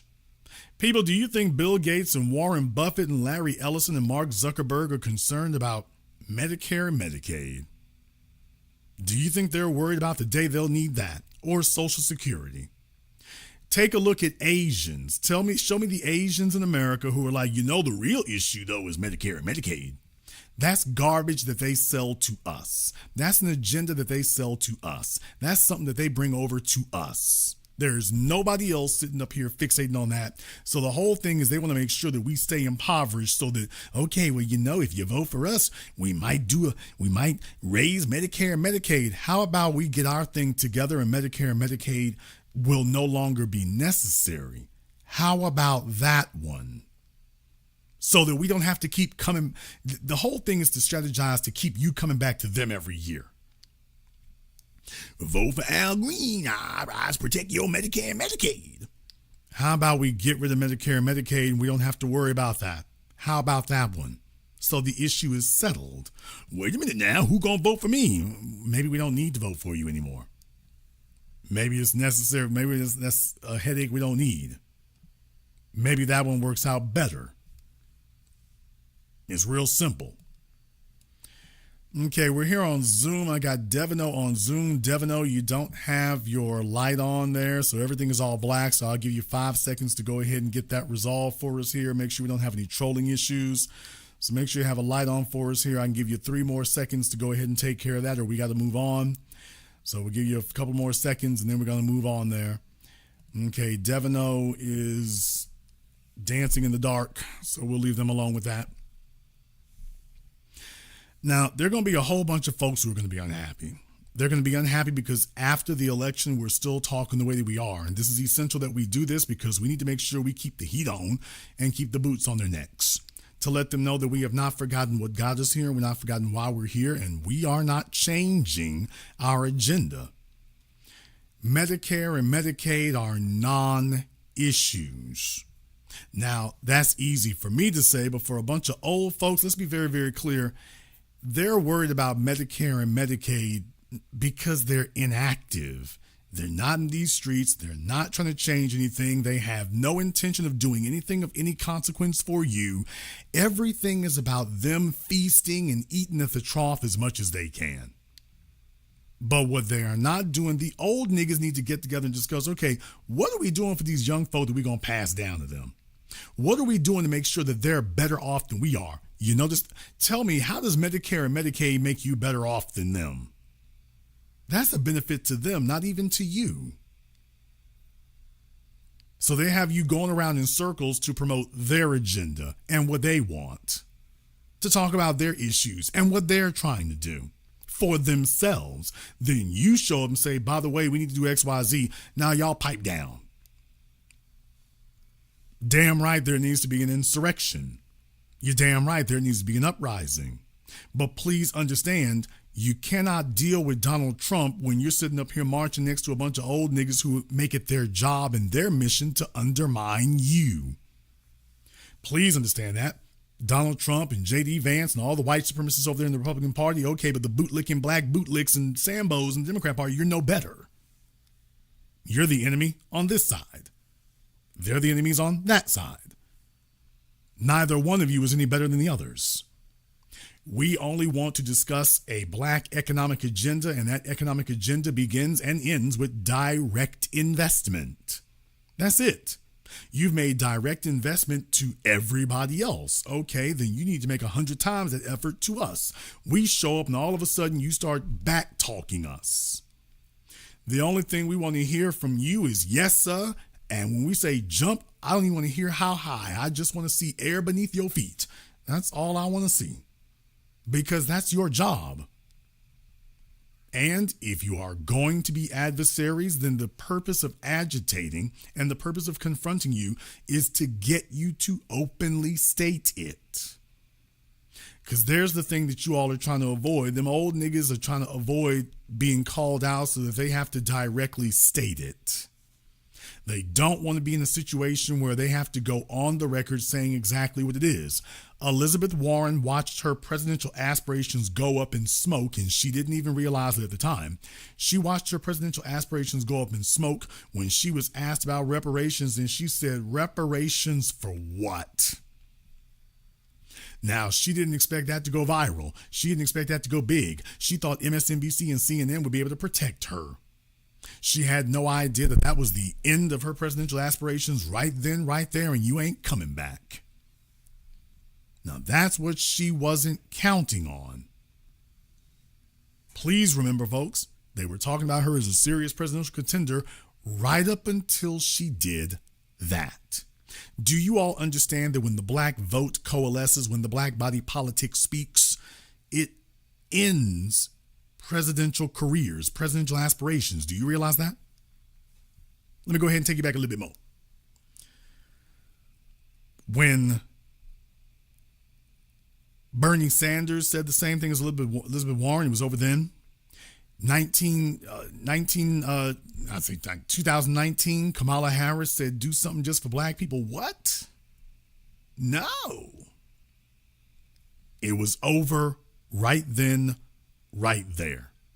Michael Bloomberg, when he went to that church and black folks stood up and turned their backs on him, the media was talking about he's the front runner. This would be great.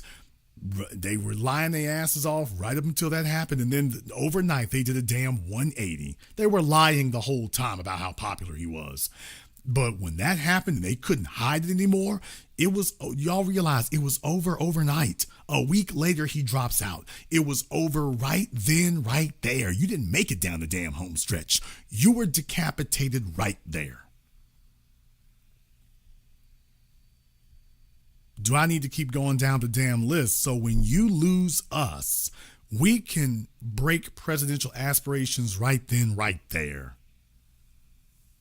Joe Biden, it was over for him. Kamala Harris jumped in the race, baby. It was over for you. You just don't get it yet. Gavin Newsom is out there in California. Yeah. He started his own podcast and he talked to Charlie Kirk, and I may go ahead and go over that tomorrow. I told you all this. I said it. I stood firm on it. I said it when nobody else said it because I'm not a political operative or political puppet. I can give an honest, objective analysis of it. I told you all these folk gonna pivot back to the right. You got damn me Gavin Newsom talking about we shouldn't have males and girls sports.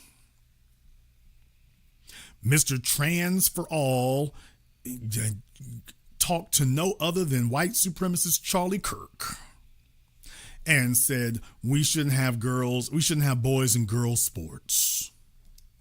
Now, Jason Black was the one who said Gavin Newsom thinks he's running for president. I've been saying it now for 3 years. I've been beating the drum now for the better part of the last year to tell everybody, hey, he's going to try to run for president. He's the one that Nancy Pelosi and them wanted because that was a California coup. The removal of Joe Biden from the White House was a California coup. And I beat this drum relentlessly to sound the alarm. Hey, Gavin is the one who wants to run for president. That's why it was so essential that we show up about reparations in California to put him on the spot. And he did exactly what I predicted he would do. And remember what I said, Gavin, your presidential aspirations just went up in smoke now. The California wildfires, that really was adding an extra tombstone on top of the tombstone that was already on his political future. His political future was dead with reparations in California. It was dead right then. He thought Bruce's Beach was going to get us off his ass. He thought that if they spent $20 million for Bruce's Beach, that was going to get him a pass. That's what he hoped would happen. That we would all be like the civil rights generation, and if you throw a token, symbolic victory out there, then we're all going to be eternally grateful. Ooh, Master Gavin, he gave back Bruce's Beach there right before they took it again. They gave it right before they took it. But, Master Gavin, he do good by us. We need the lesser of two evils. We got something from Master Gavin over there. And that was exactly what I was letting you all know, is that no, you cannot take your foot off the gas. Turn right back around and say, by the way, thanks for Bruce's Beach, but that's a start. That's not a finish. You better get back up in there and get the rest of this rolling. And then Gavin thought he was going to do a midnight bait and switch on us and sit up here and yank the rug out from up under us after midnight. And I'm like, oh, don't worry. We all sitting here watching. And the one thing that he did not afford and could not afford to have happen, that everybody was looking at him, and the blame falls on him. He can't shift the blame to anybody else. The blame falls on him. I also told you all that's not going to stop him from trying to run for president because there isn't anything else he can go for. Because he can't go for Senate. He's already given those seats away, and ain't nobody else going to give them up for him. He had to fight for it. He thinks he's going to run for president, and Nancy Pelosi told him that she'll back him. Well, after the disastrous 2024 election, Nancy Pelosi no longer has any influence or political capital of her own. And Gavin Newsom, just like George Clooney, were the designated crash dummies. Now, after the California Palisades wildfires, that was the end for Sharon Bass, mayor of Los Angeles, and Gavin Newsom. So now he's trying to pivot and desperately say, hey, by the way, I can be the politician of the middle. Dude, your rep is dirty as hell in these streets. And it was the black vote that said it. Here's the thing, y'all. Gavin Newsom needs black people to stand 10 toes down for him. That's what he needs. He needs us to cape for him. He needs us to fly the banner. He needs us to do that. If we don't do it, everybody else is either iffy at best, negative at worst on him. He needs us to come ride to the rescue so that we can get that pump primed, so everybody else is like, well, if the Negroes are with him, then the rest of us need to consider him seriously. You turn around and none of us are backing you. None of us are supporting you. All of us have said, yeah, we don't fool with you. Dude, that's a death wish. That is a death sentence. That black vote is critical. That black vote is essential. You don't need to be dealing with the headwind of every time black folks show up, they keep saying, yeah, you were that guy who canceled reparations. You don't want to be fighting that the whole damn time. You don't want to be sitting up here telling everybody about, oh, I didn't mean to do that thing I did. You don't want to be that guy. I didn't mean to do that thing I did. And every time he turns around now, I didn't mean to do that. For trans, didn't mean to do that. Reparations, didn't mean to do that. Wildfires, didn't mean to do that. This is bad. But this is what happens when you lose that black support, people. I'm showing you candidate after candidate. It was the Cory Booker, Kamala Harris, Michael Bloomberg, Elizabeth Warren, Joe Biden. The biggest indicator that you ain't gonna make it is when that black vote says, yeah, we cool on you. That's the single biggest indicator that you're not gonna make it. Let's go ahead and get over here on Zoom. I've got Robert here on Zoom. Robert, what's on your mind?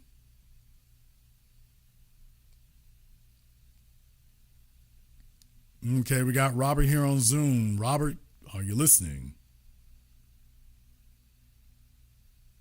Okay, because Robert's just looking here on Zoom. I'm wondering if they're not hearing anything. Maybe the issue is me.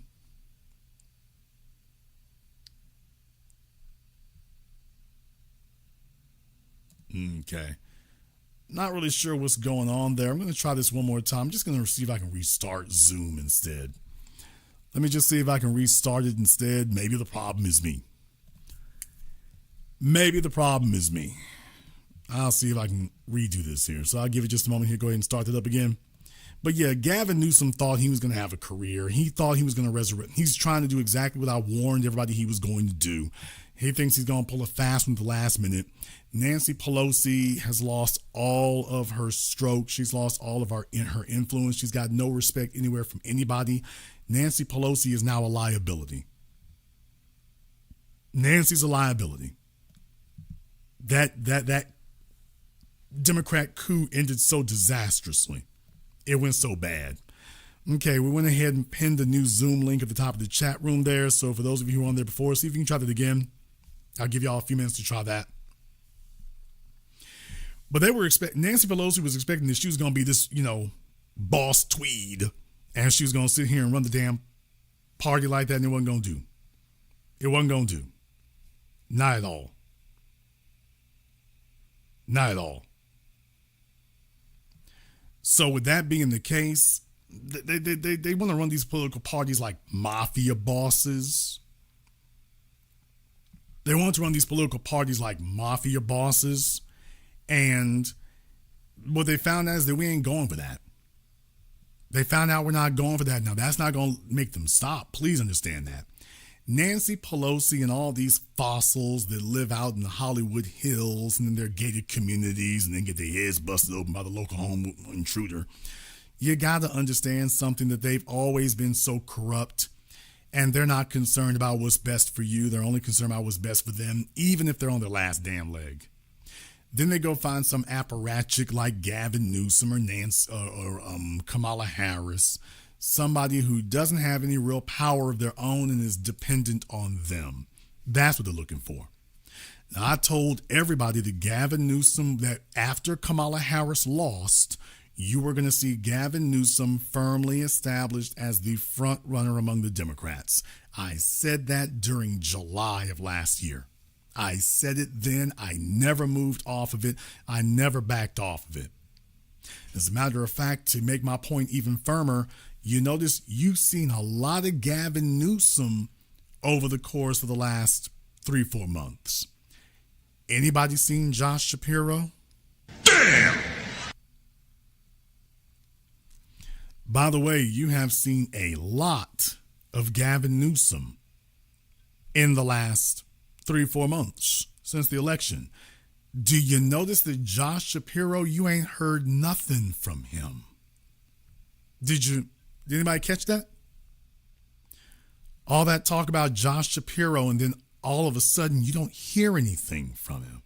But you're seeing a lot from Gavin Newsom. Did somebody fly Shapiro the kite? Did somebody fly him the kite and let him know you better fall back? Is he waiting in the wings to see if Gavin crashes and burns before he says anything? That would be the smart way to go. That would actually be the smart way to go. Fall back, wait in the wings, see if Gavin crashes and burns, so that once again, just like Kamala Harris's failure, nobody can blame you for that. Because ideally for Josh Shapiro, you want Gavin Newsom to fail, but you don't want anyone to point the finger at you and say that you're the reason he failed. So ideally, that's what you want. Ideally, you want him to fail, but nobody to point the finger and say you did it. So that's the game you have going on now. Everybody's trying to figure out who's coolest with us. Like I said, Cory Booker thinks he's positioning himself for another run. He's not. He's not. The only person who thinks that Cory Booker is positioning himself for another run is him.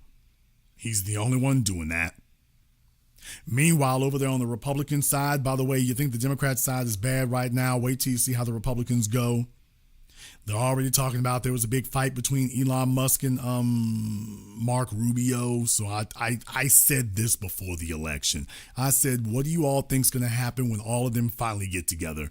It's going to be Game of Thrones up in there. It's going to be Game of Thrones plus Animal House. And it's exactly what I said it was. Exactly. So Ron DeSantis thinks that he's going to have his wife run for governor of Florida. What? Nigga, please. Ron DeSantis thinks he's going to have his wife, Casey, run for governor of Florida. So now we know what his strategy was. He's not going to be able to, he is already taking into account that he's going to be running for president. It's not really going to work for him. So he's trying to figure out a way to give himself a third and fourth term as governor of Florida.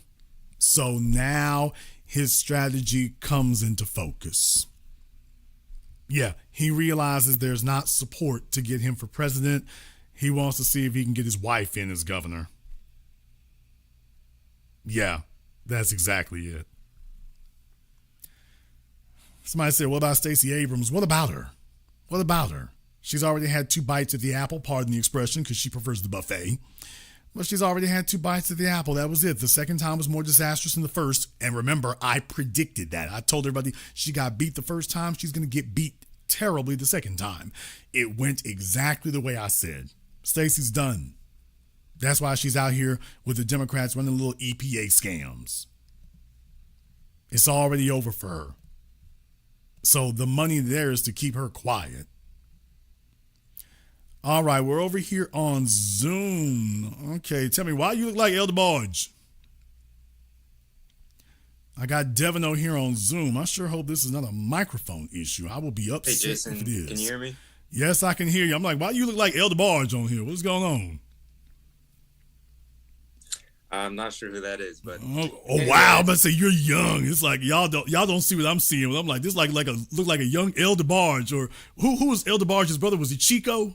I forget which one was Elder Barge's brother, but he'll look it up. He'll Google. Y'all, we old niggas now. He gonna Google this. I don't know who Elder Barge is. He's gonna Google it later. Oh yeah, my dad used to listen to them. Damn.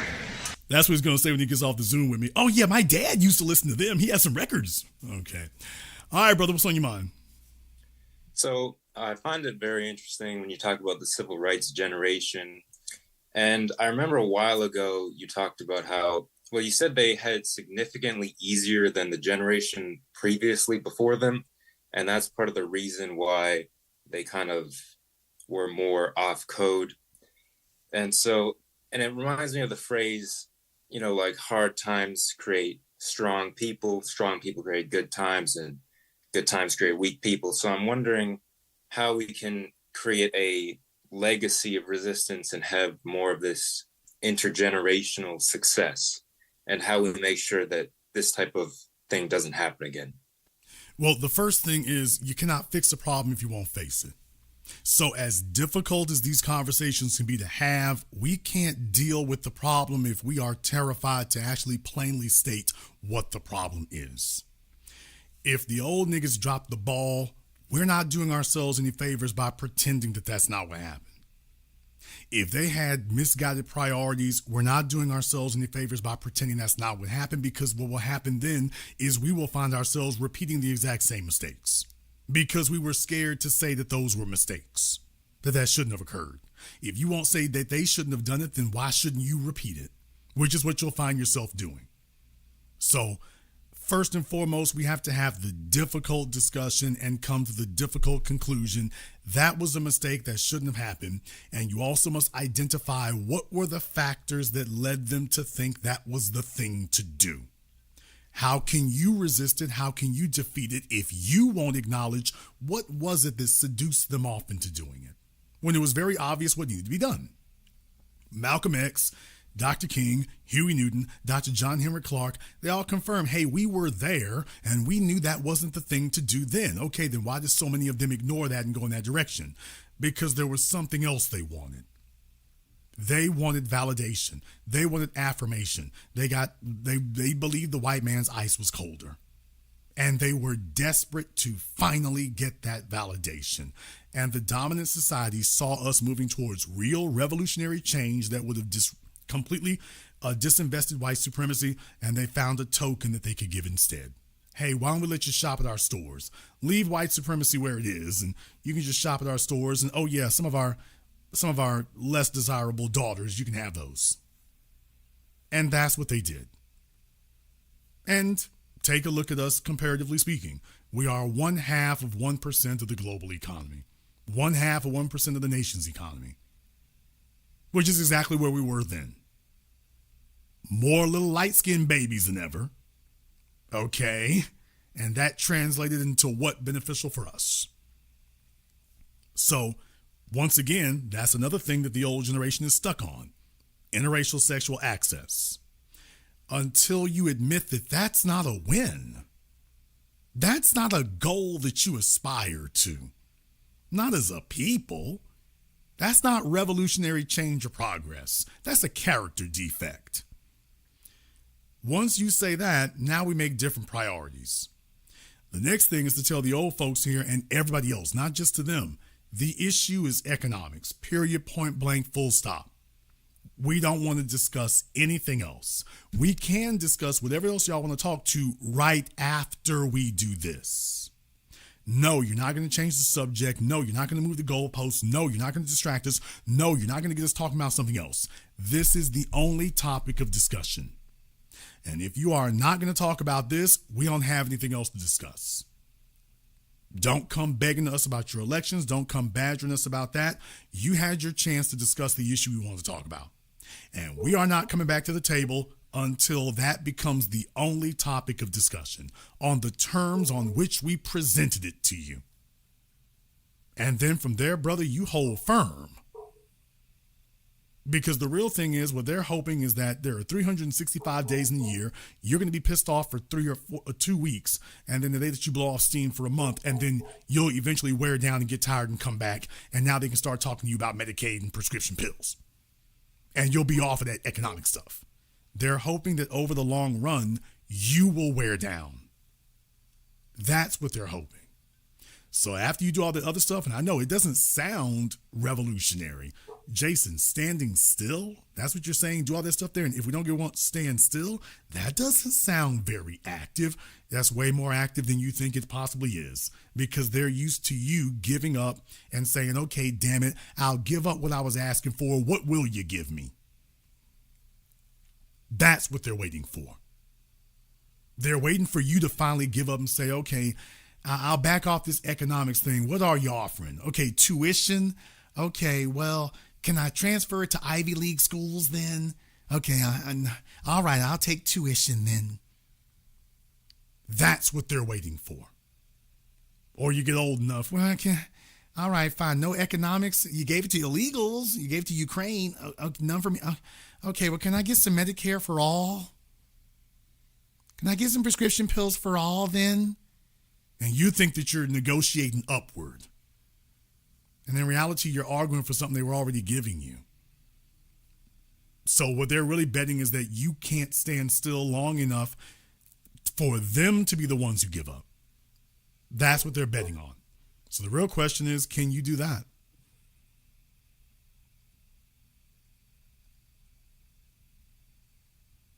Yeah, well, it's very interesting to see with the younger generation here and how they're moving.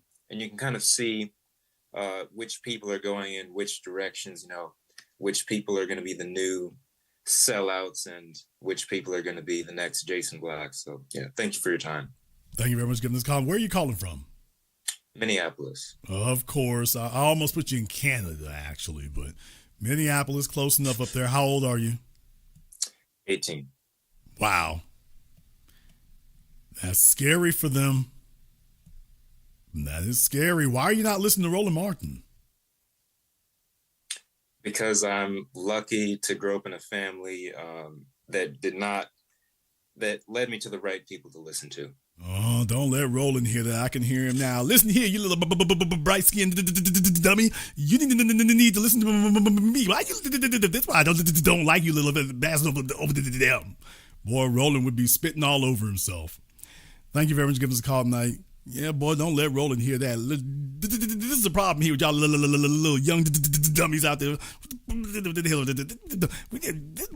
That's why I don't like y'all little Drake-looking niggas any damn way. You can kiss my big ass. Oh, you got me flustered over here. Can y'all see Roland now? You little L barge looking bastards. Ooh. Oh, can y'all hear? I can hear Roland now just going apoplectic. I can see it now. It's Roland, this is what I meant. Roland is talking to the senior citizens. The next generation, it's already gone. He's talking to a ever diminishing portion of the electorate and population. That's his core audience. Mine is the next one coming up, and that's the way it should be. Very simple math when you think about it. All right, let me go ahead and get Robert up here on Zoom. All right, Robert, what's on your mind? TBA, one of the greatest master teachers in the history of our lineage and our anchor man of the new black media. I just wanted to say that real quick. But yeah, TBA, I'm watching like everybody else, man, in the B1 family, these crash test dummies that they throwing out there, like this guy, Al Green, him, disrupting the State of the Union or whatever that event was the other day, if I'm incorrect. Jasmine Crockett, all this stuff they have her doing. And I just wanted to say, TBA, I don't even really want to take up a lot of your time tonight, bro.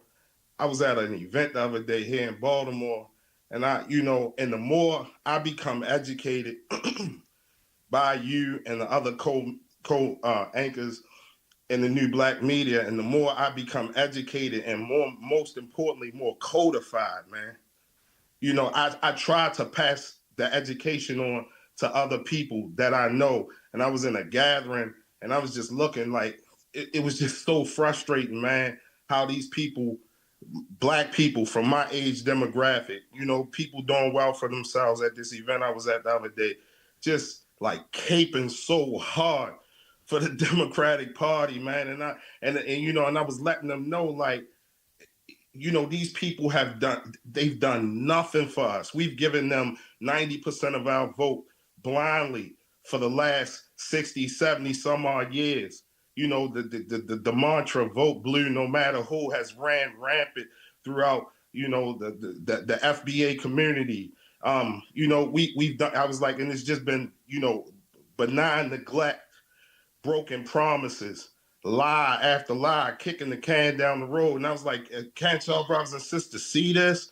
And all they all they could come back with TBA is, I know I know you got a point, but it's better than, it's a little bit better than the Republicans. No.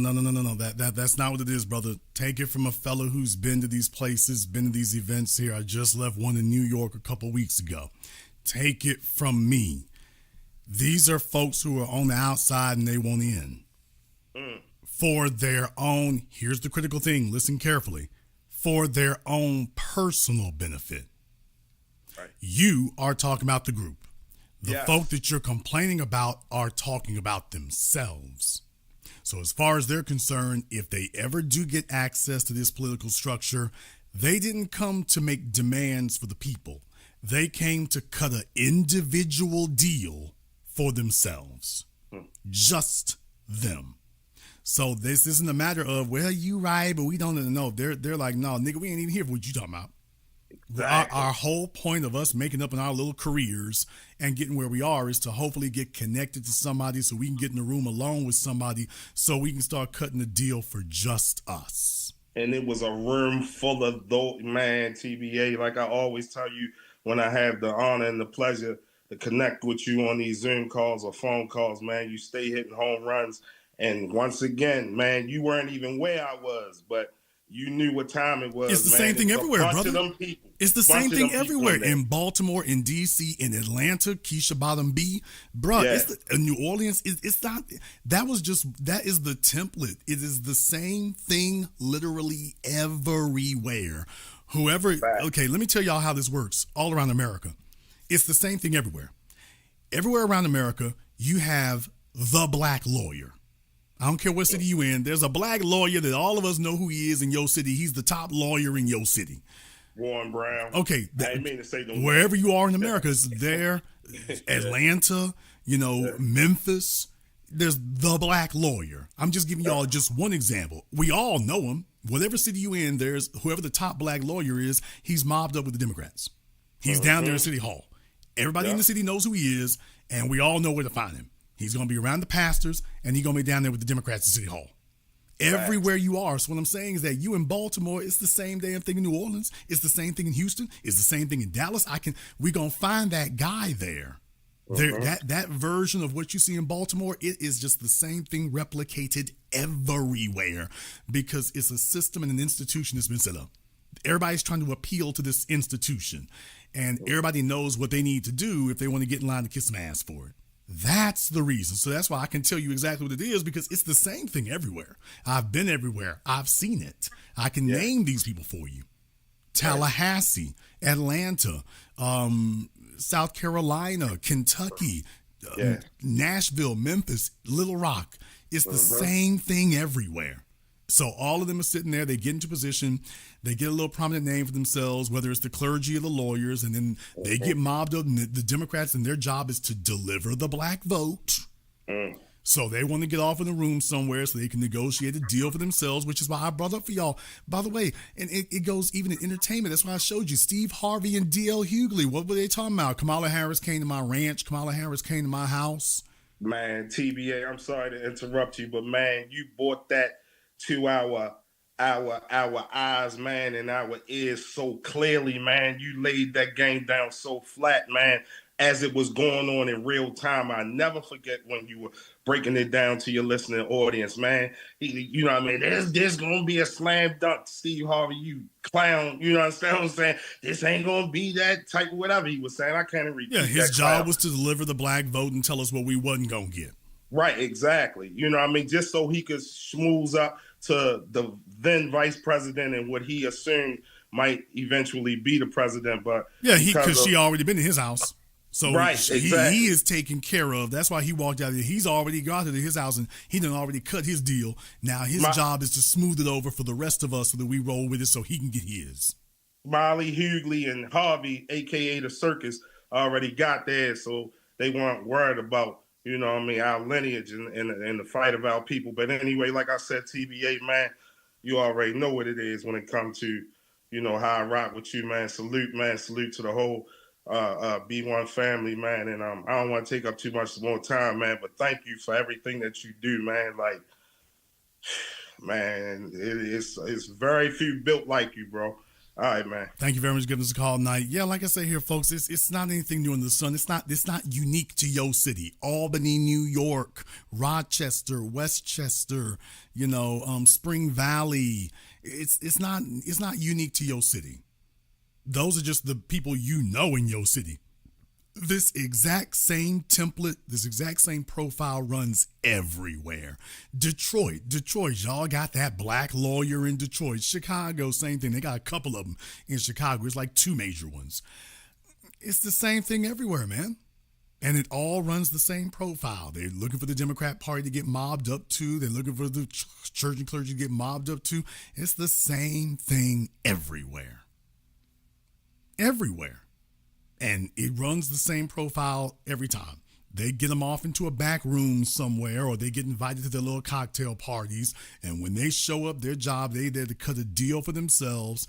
And in return for getting the deal cut for them, they deliver the black vote. They come back and do what the white politicians cannot do. They come back here among my people and tell us, okay, this is the folk we need to support here. We ain't gonna get everything we want, but we gonna get something. And that's their job, is to try to smooth it over for us, the same old reheated oatmeal. Their job is to reheat it up again and tell us, well, how delicious it'll taste after 20 years. Just scrape the mold off the top of it. And that's their job in every city. You see the same thing, Chamber of Commerce, whatever the case may be. And then when you realize whoever's the most important Democrat shows up is usually going to be one of them folk I talked about, lawyers, doctors, your National Association of Black Journalists. It's the same thing everywhere, man. And their job is to cut a deal for themselves and then tell you, well, don't worry, this will help everybody. Then when you start asking questions, all of a sudden folks start getting real skittish. Because they were not, it's really told that brutally and that bluntly. Your job is to deliver the black vote. If you can't do that, we'll get a nigga who will. Oh, am I about to go there? Oh, I'm damn sure about to go there. I'm about to go there. Let me go ahead and remind y'all of something. They ain't gonna like it. Let me go ahead and remind you of something. I meant what I said. Joy Reid failed to deliver the black vote. And deal with it, nigga. Oh, I said it. What happens when you fail to deliver the black vote? She was 10 toes down. She was knee deep off up into it. She did everything she could. Oh, I ain't playing. She showed she could not deliver the black vote. I always told you that about Roland Martin. That's why Roland knows he's not going back to cable TV. He failed. These folk did not pay you to fail. They paid you to succeed. In Roland's case, he's going to argue you didn't pay me enough. But in Joy Reid's case, oh no, baby, you failed to deliver the black vote. You failed. I showed y'all. She only needed to deliver, what, 100,000? You failed to deliver the black vote. You're done. That's it. There's no reason for us to keep paying you if you can't deliver. That's why these other folk get real squeamish when we show up and start talking about tangibles. They're like, hey, you busting up my hustle. Stop talking about tangibles. We need to talk about me. Because if I fail to deliver the black vote, there will be consequences if I fail. And you putting a spotlight on me. And I'm like, you damn Skippy. That's exactly what we're going to do. We are not here to hear anybody else, Steve Harvey, D.L. Hughley, your favorite lawyer, Joy Reid, or anybody else, Simone Sanders, sit up here and swing individual deals for themselves. The rest of us get hung out to dry, and they swing an individual deal for themselves. All right, let me go ahead and get back over here on Zoom. We got Daryl on Zoom. Daryl, what's on your mind? Oh, man, I didn't even think I was going to get on here. Oh, man, shout out to you, bro. I watch you every night, bro. Just like what you doing, brother. Keep it up what you doing, man. Where are you calling from, Daryl? You said where am I calling from? Yes. Columbia, Missouri. All right, brother, what's on your mind? Nothing, just like to sit back and watch. Okay, we appreciate that. Thank you for giving us a call. Daryl wants to sit back and watch. Okay, I'll let him sit back and watch. So just understand, folks, there's consequences for that. I've been telling y'all for the longest time that we always knew that Roland Martin was getting paid. Now they done went out there and snitched on him and let you know, by the way, this is the budget. So you go off and go pay him tens of thousands of dollars and he couldn't deliver one vote. Here's the killing part about it. You pay Roland Martin tens of thousands of dollars and he can't deliver a single vote. I told you all before the election, they're not going to keep dumping money into that. Hey, bro, if they pay you, okay, here's the issue, folks.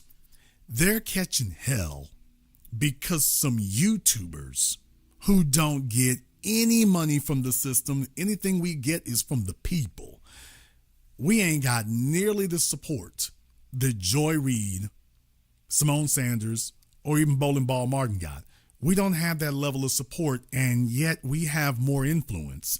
Do you realize that the Democrat Party and their political owners are looking at us here in the new black media and saying, wait a minute, if those people can make the inroads they have and the influence they have with a fraction of the investment, how the hell is it we can give you millions of dollars and you can't do what they do?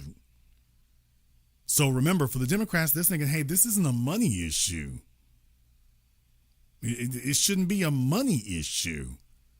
These other guys over here, surely we're outspending them. So how is it that you can't do 10 times what they do when we're putting millions behind you? So please understand. Please understand.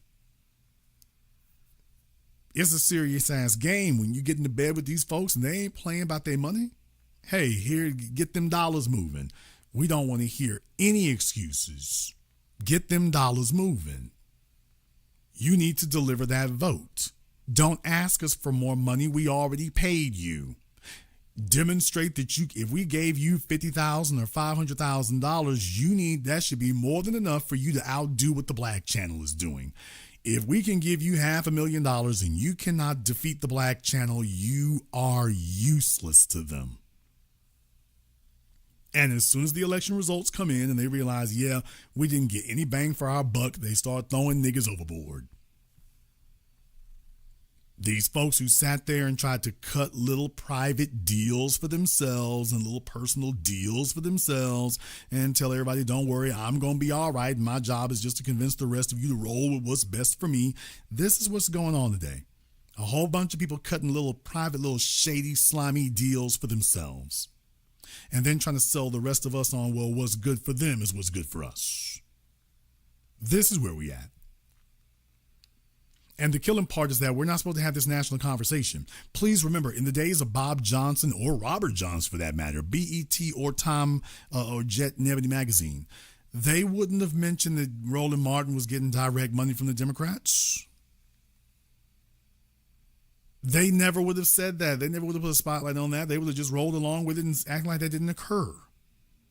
Now that that's become a topic of conversation, it's like, hey, wait a minute. We're having a whole different conversation now. We are not Trump ass kissers and we are not Democrat dunces. That's the difference. That's the difference.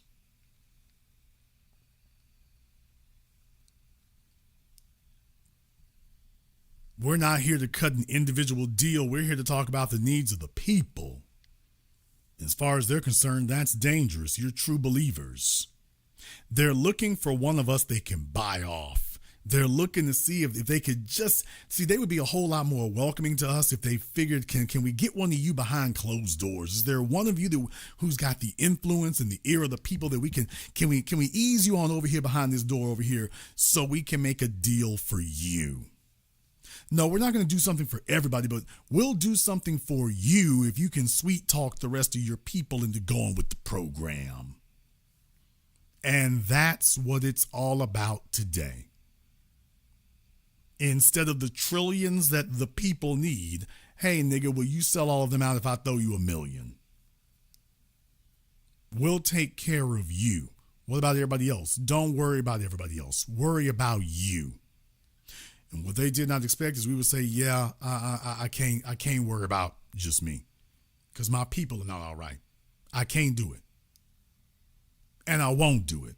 Now cut the check.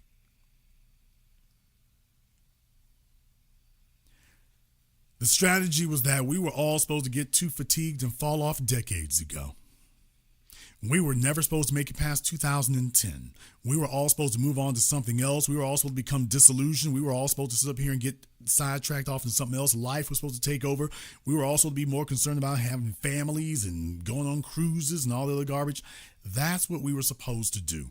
We were not supposed to turn this into a new modern day movement, a modern day crusade. That wasn't supposed to happen.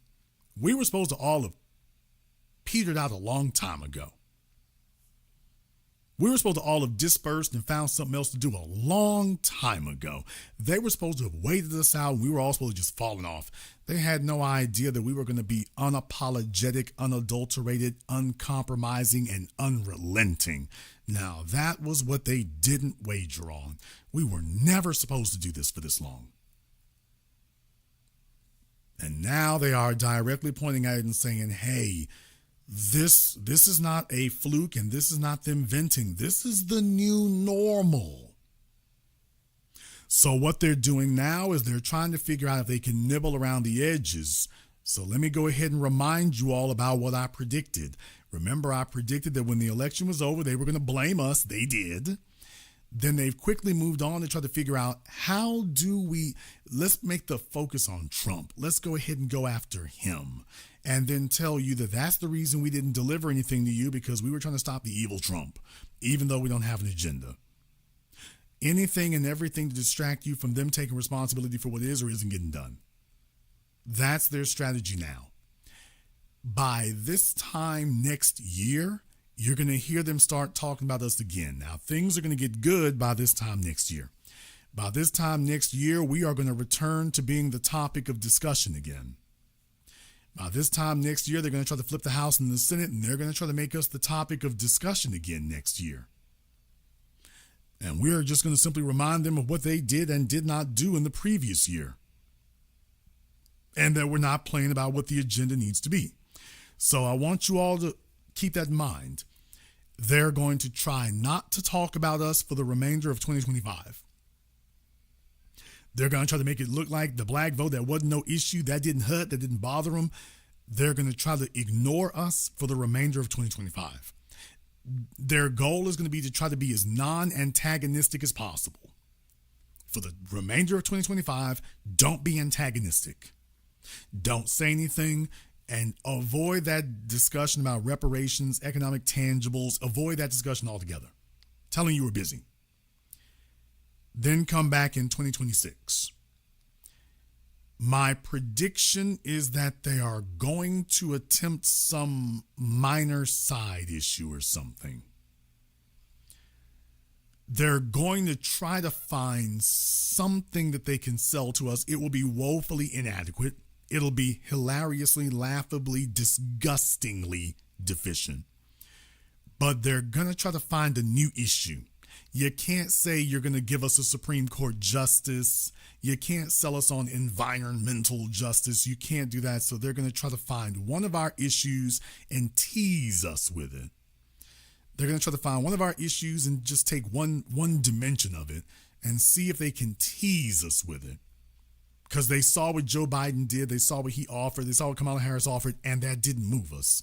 So what they're going to do next is try to find something that we've been discussing and only take a small piece of it and see if they can tease us with that. Next year. Well, here's my thing about it. It's too early to tell what they'll go for because it really depends on their political fortunes. So I think it's a little too early to be able to narrow that down right now. But if I had to hazard an estimate right now, I'm thinking that they're going, based on what I've seen, they're really going to try to pivot for something that they think you need. That's why I think they're going for the Medicare and Medicaid thing. The Democrats are scared to defend anything that's really divisive, so they want to try to hunker down on something that's really popular.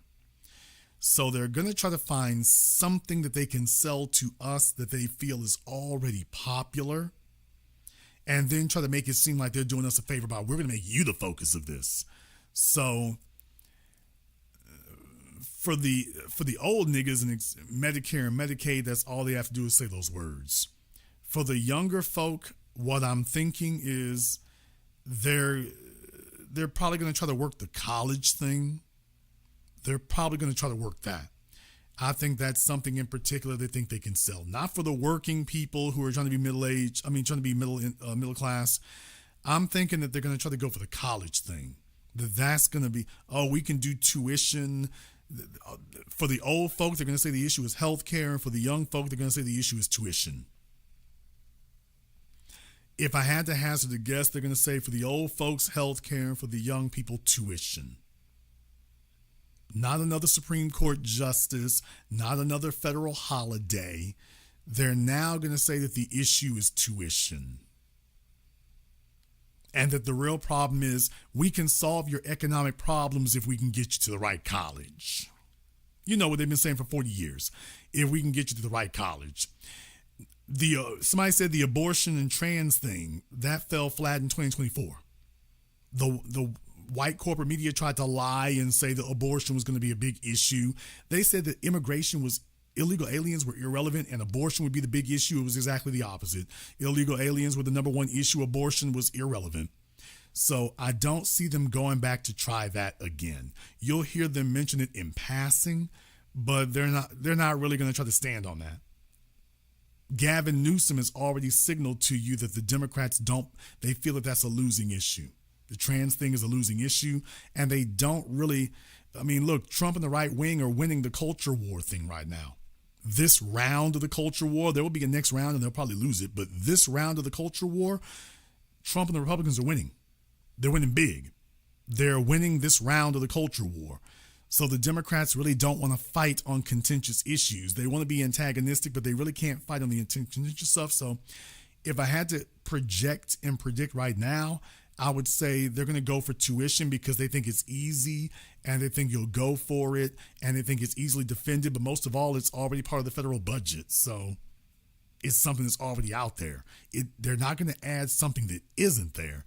Well, we'll expand more of what you're already getting for a degree you can't use. So at this stage right now, based on what we're seeing, I'm not privy to some of the inside conversations, but based on how I see things shaping up, Gavin Newsom is backing off of trans. The Democrats don't want to say anything about abortion. They're losing the culture war thing here.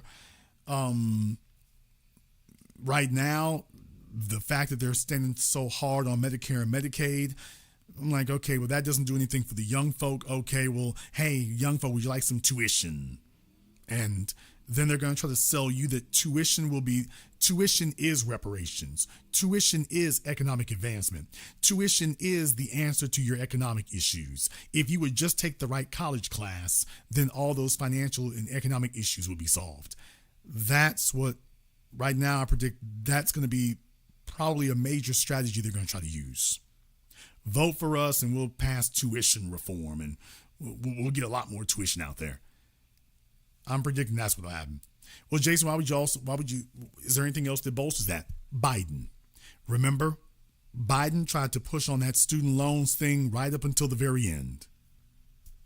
Remember, Biden was pushing on that student loans thing right up until the end, remember? Right up until they removed him from the race. He was pushing and beating the drum on that tuition thing right up till the end. So you had already done Juneteenth, you'd already done the Supreme Court, but the only thing he was really pushing on was student loans.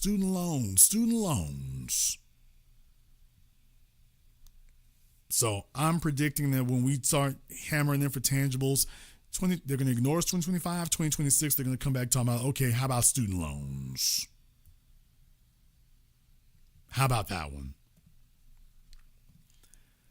All right, let me go ahead and get back over here on Zoom.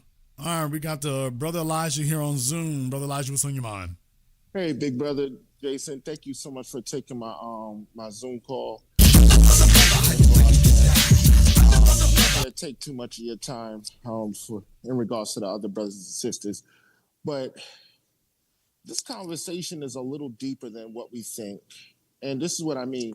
I told my grandfather this a few months ago, straight to his face, that it was your generation that sold out minds. My grandfather, sorry about that, I'm at the train station. But I told him he was born December 1st, 1947. And I told him it was baby boomers such as yourself who sold us out of our generational wealth. And this is why we got led to, I'm getting out the train station, but this is why we have no real estate today. We have nothing to pass down or anything like that. And another fact that we have to tell the truth of, you was the one that coined the term, we gotta watch out for these old niggas. And when I first heard it, I didn't understand it. And now I see why you have such a disdain and such a hate for a lot of them, because you're just not that much older than me. You saw what the generation that came before you did to your generation. You're a Gen Xer. I'm a Well, millennial. it's a little bit different than that. Yes, sir. It's a little bit different than that because what I did was a comparison. Yes, sir. So when I remember, I've talked to Jerry Taylor. Yes, sir. He's an old white man. I'm from Louisiana. I seen David Duke when I was growing up, old white man. And what I'm saying is that these white men, as they got older, their whole thing was about maintaining the principles, maintaining the ideology, maintaining the institutions. Yes, sir. And they were willing to fight for this and die for this into their old age. The old black folks sitting at the church waiting for Jesus. Yes, sir. And what I'm saying is that, wait a minute, how is it that these old white men are still on the damn battlefield and they're still making schemes and machinations, and the old folk want us to give them a damn pass and they ain't got no wins? Yes, sir. The old white dudes are fighting up until the very last minute. The old black folk are handing you excuses right up to the very last minute. And what I'm saying is that if your ass has lived for 80 damn years, you should have some tangibles to pass to the young folks so they ain't starting from zero. Yes, sir. And I'm not here to listen to your damn excuses. If you've been walking this earth for 80 damn years, your children should be getting more from you than excuses. Yes, sir. And the World War II generation passed on tangibles. The Civil Rights generation done spend it all and passing on excuses. And I'm just saying, hey, I'm not going to sit up here and lionize you and compliment you for failing. Because I'm looking at the old white dudes over here, and all they're doing is saying, before I die, let me build up this war chest.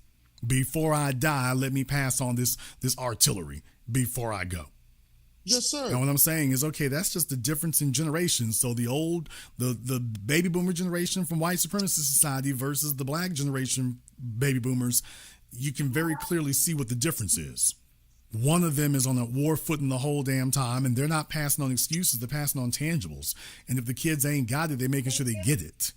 Yes, sir. And I'm not saying that the civil rights generation could have done as much, but I'm just saying I recognize when somebody's bull jiving.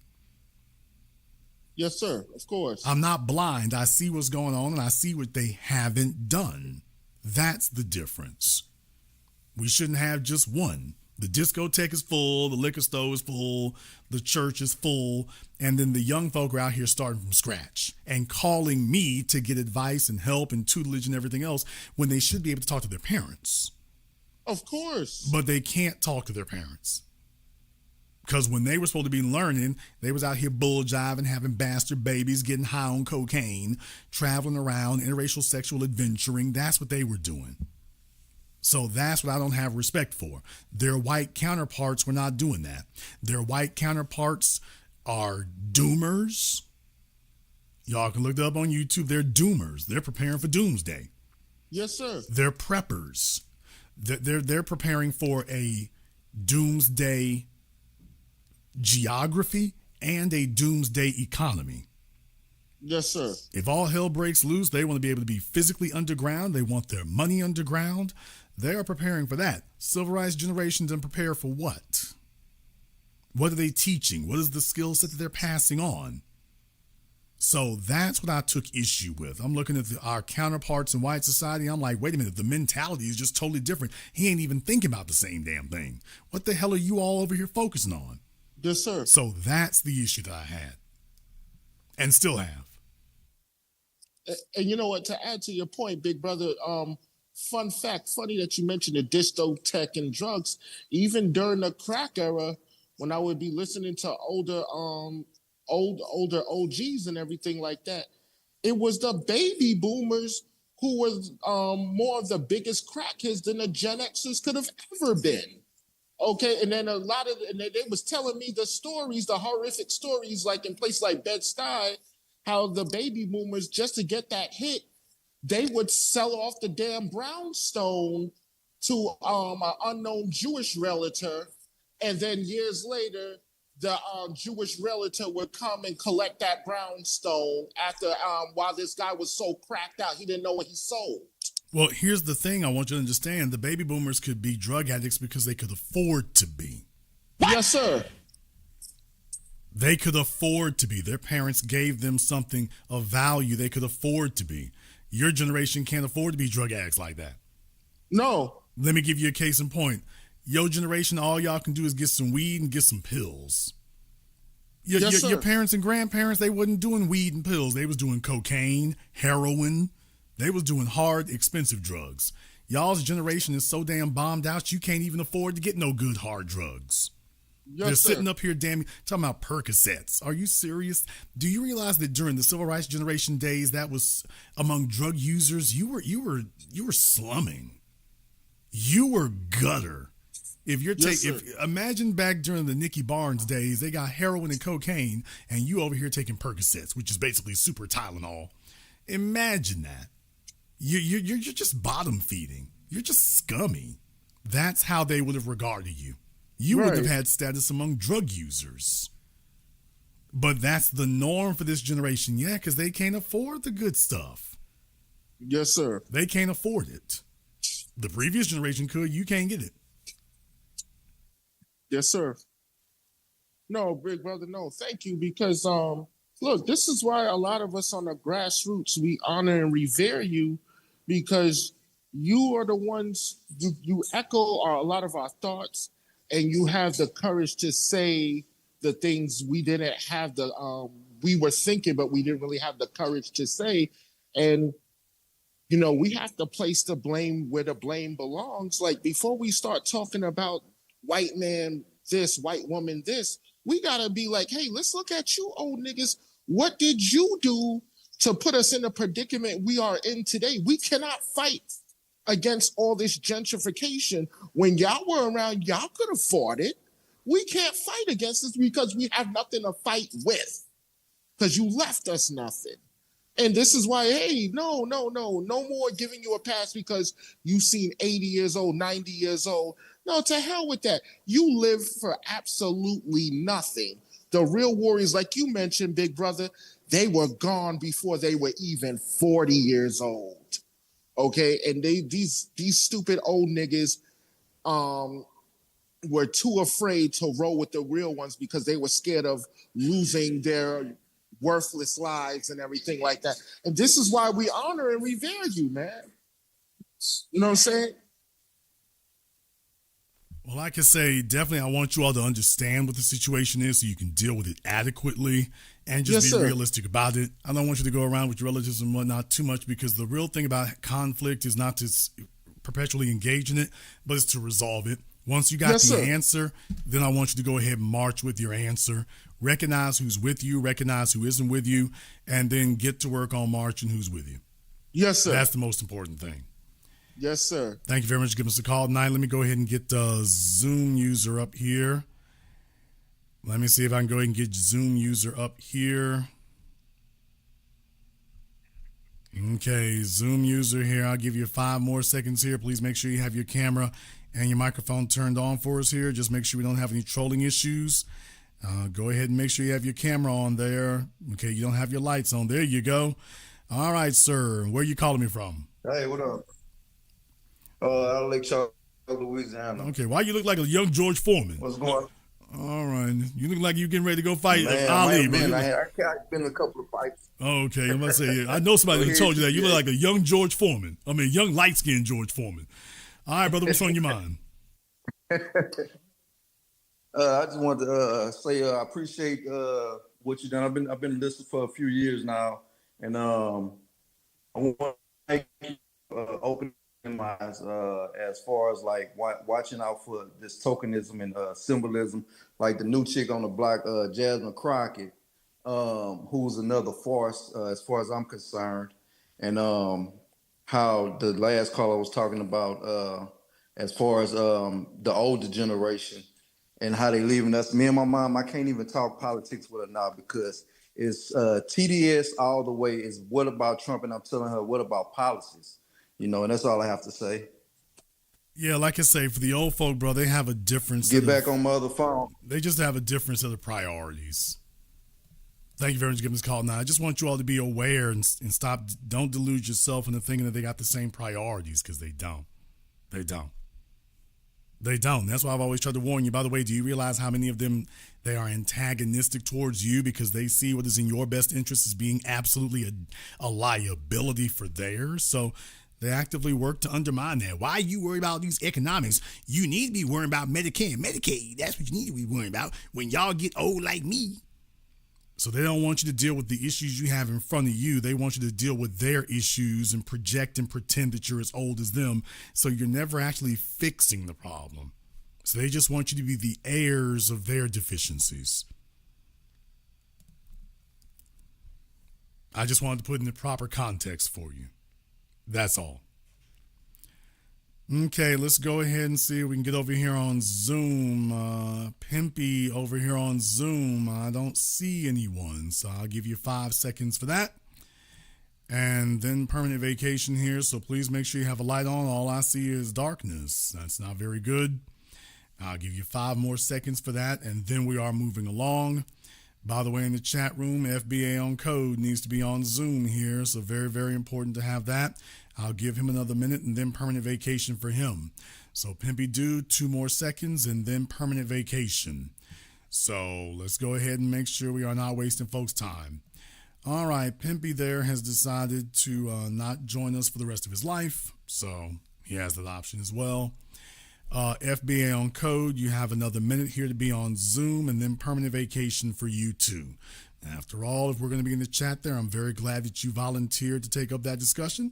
We definitely want to have that conversation with you.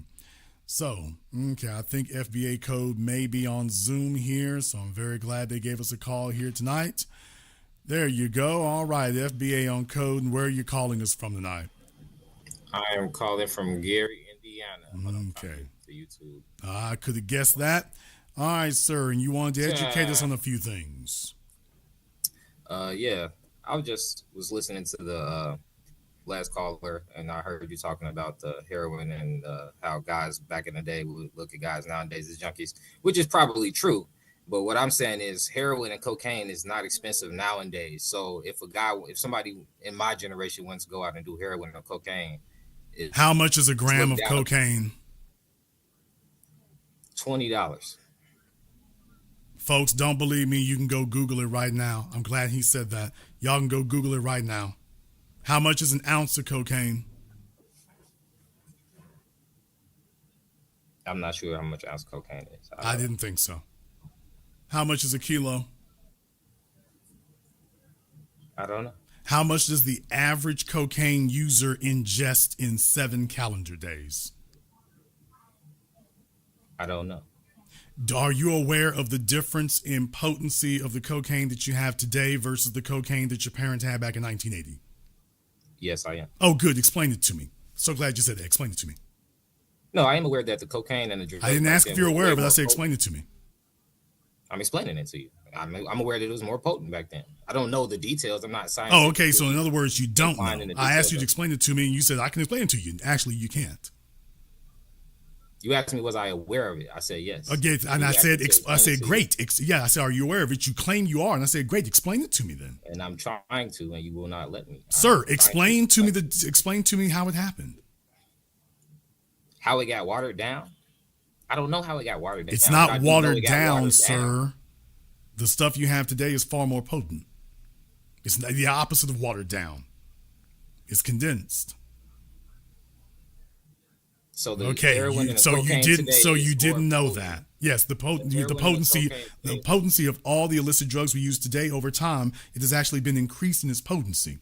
Case in point here, you all can go look it up. It's a book I told you all about decades ago called The Botany of Addiction. The marijuana that you smoke today is actually more of the consistency of the potency of the cocaine of the 1970s and early 80s. You had botanists and scientists who've not just worked for cartels, but they were aficionados of these drugs themselves. Go look up Timothy Leary. We can go down the list. You had a bunch of white folk who wanted to make more potent drugs, more potent psychedelics. This is news to you. But anyone can go take a look at the botany of addiction. And I'm just talking about for the illicit drugs like marijuana. Well, it's a leaf. You cannot compare the marijuana leaf of today, which has been consistently reformulated over time to bring out the THC, to cocaine-like proportions of today. The marijuana plant you have today is essentially a completely foreign species to the one that your parents had at Woodstock. That thing was laughing gas. This thing you have today is a competitor to cocaine. I'm not arguing that. What I'm saying is cocaine and heroin is not more expensive than lean. That was my whole point. A rapper is more inclined to go do lean than go do cocaine or heroin. And they have the money to go do cocaine or heroin. I just asked you how much it was and you gave a wrong number. I don't do cocaine. I don't know how much. Okay, then speak on what you know. I know it's not as much as a pint of lean. I do know that. I do know that somebody is going to do lean before they do cocaine in my generation. I do know that. Okay, and then the very folk that you would name would be doing cocaine also. That includes your rappers.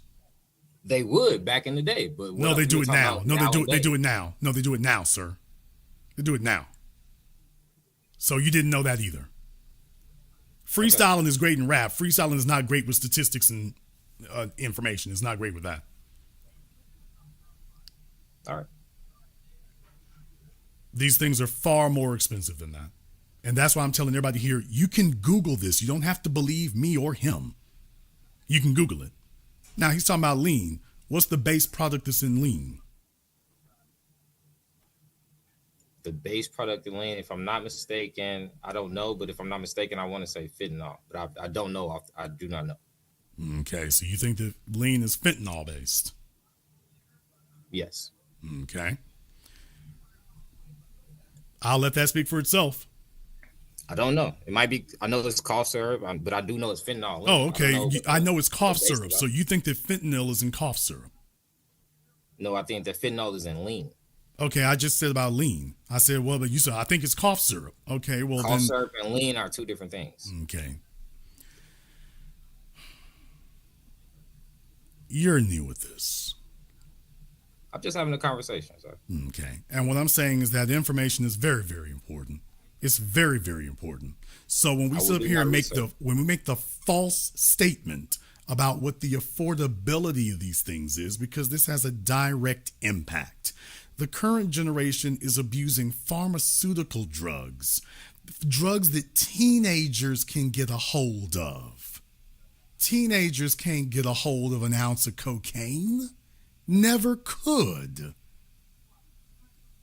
They can get a hold of pharmaceutical stuff. To the extent that now we had to change the damn laws so that people couldn't go run around because they sell it on the damn shelves, and now you have to get permission for them to unlock it on the damn shelves. Teenagers can get this stuff. Okay, so what about the teenagers that sell heroin and cocaine? Why do they not do heroin or cocaine? They have it. They have access to it. How come they don't do it? Okay, it's not about them doing it, it's about them selling it. But they sell weed and they smoke that. Because teenagers don't start with hard drugs. Teenagers start with gateway drugs. They eventually, as adults, end up with hard drugs. That's the way that works. So okay. Teenagers don't start with cocaine. They work their way up to cocaine and heroin. They work their way up. What they're going to start with is things that make them feel laughing, and they consider them to be light. So marijuana, pills, Xanax. They're going to start with your so-called club drugs, things that make them giggly and goofy. That's where they start. But when they get done, then they're going to be on cocaine, heroin, probably fentanyl now. And the whole thing is when you take a look at the fentanyl, for example, cocaine makes you feel light and airy and you're zooming around and psychedelic. Fentanyl just knocks you on your ass. Think about that for a few moments. That just knocks you on your ass. You can't compare using fentanyl, for example, to marijuana or even cocaine. It does something totally different. And that's what lean does. And yet the availability of it is radically different. Now, the Chinese government has a lot to do with that and whatnot, so you have a new source of that. So we used to fight with that with Quaaludes back in the day. Now it's shifted from that to fentanyl. So the Chinese government is using that as a war tool. So there's a whole lot that goes into the fentanyl conversation. So that one's a little bit of a different animal. But for a lot of this other stuff we were talking about, no. And the natural progression of things would lead you from doing weed and pills to cocaine and heroin. Now you're just leapfrogging that, because once they get into the pill thing, now they're looking for a new pill. They're just leapfrogging heroin and cocaine altogether. Hey, I'm not a drug dealing expert, obviously, but I will say I do know people that have dealt drugs for many years, and none of them that I know of have moved on to heroin or cocaine. They might do some pills. I'm not going to sit here and lie about that. And they might do a little bit of lean, but heroin and cocaine is not something that a person in my generation is looking to do. Okay, that was the whole point I was making. Okay, here, folks, all I'm going to say right here is look up the cost for a gram, an ounce, and a kilogram of cocaine or heroin.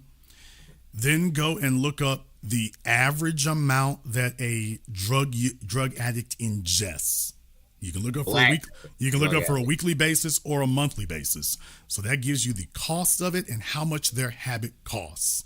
Then you can compare it to those other things. And then you can have a clear idea of it. I'm not even going to take you all down that rabbit hole because we're on YouTube. I'm not going to take you all down that rabbit hole. But by the way, I wanted to have this here I just want to start from the beginning. I'm like, by the way, can you tell me what those prices even are? It would do you some good to not guess about the prices. Just go Google them for yourself. And then you can do a comparison. Simple enough? Simple enough. All right. Folks, the worst thing we can have is disinformation and misinformation. So that's what I'm saying. By the way, you heard the call. Y'all heard everything that was said. If I'm wrong, go Google everything that he said. Go Google everything he said. And then you can make up your mind from there, by the way. Let me go ahead and see if I can get Jamon here on Zoom. Let me go ahead and get Jamon here on Zoom. Okay, Jamon, not really sure what's going on there. I don't know why folks want to call me in the dark and whatnot. You're not going to be on if we don't see you there. So don't worry, nobody sees you except me. All right, Jamon, what's on your mind? Okay, he is looking around the world in there. Okay, I'll give you another couple of seconds here, sir. I'm not sure what's going on with his phone. He's trying to figure out which way is up, so. Okay, we got bad sound going on here. So, Jamon, you had your opportunity there. Maybe in some other time. Like I say here, folks, things are happening there. These old folk out here and whatnot. And this is not about being disrespectful to anybody. This is about you being concrete about this. I just want you to be concrete about what you see so that you can deal with this in a concrete manner. Very, very important to have that. Very, very important to have that. These old folks out here in the Democrat Party, they've already made it very clear that their goal is to dodge the questions and then come back later and do nothing. Their goal is to dodge it and then come back later and do nothing. They've made it clear they're not going to change anything. They plan on selling us on college tuition and Medicare and Medicaid. That's going to be their campaign promise for next year like it has been for the last 20 years. Hey, need some more Medicaid, need some more Medicare. That's what they're doing. That's where they're going. Now that we know that's where they're going, now you know what to do about it. They think they're going to stall us out and they're going to come back, and when they say college tuition, they think they're going to put a new spin on college tuition. They think that they're going to come back with a new spin on college tuition that's going to make us think that it's more beneficial than what it's been. That's what they think they're going to do. And they got another thought coming. They got another thought coming. We're going to go ahead and wrap things up here tonight. I want to thank everyone and everybody who's contributed to tonight's program on PayPal, Super Chat, Venmo, my man Cyberdon. Thank you very much for your support. Black to Death, giving out some memberships. Barbara Williams, Mo Hammond Media, thank you very much as well. Tuskegee, and everybody else here tonight. If you are new here to the Black Channel, welcome to the Haven of Intelligent Black Thought. We do this every weekend, some holidays, some days in between. Click that red subscribe button, click that yellow notification bell. Join us each and every time that we're here. If you have not been to our website, blackchannelfilms.com, check out our groundbreaking best-selling documentary work, blackchannelfilms.com. That is blackchannelfilms.com. I want to thank all of you for tuning in to tonight's program, live or recorded. Thank you all for liking, subscribing, and sharing. And this concludes tonight's broadcast of the Black Channel. I am your host, your brother, your humble servant, the Black Authority. And until next time, my brothers and my sisters from around the world, remember, Black is the future, and the future is uncompromising.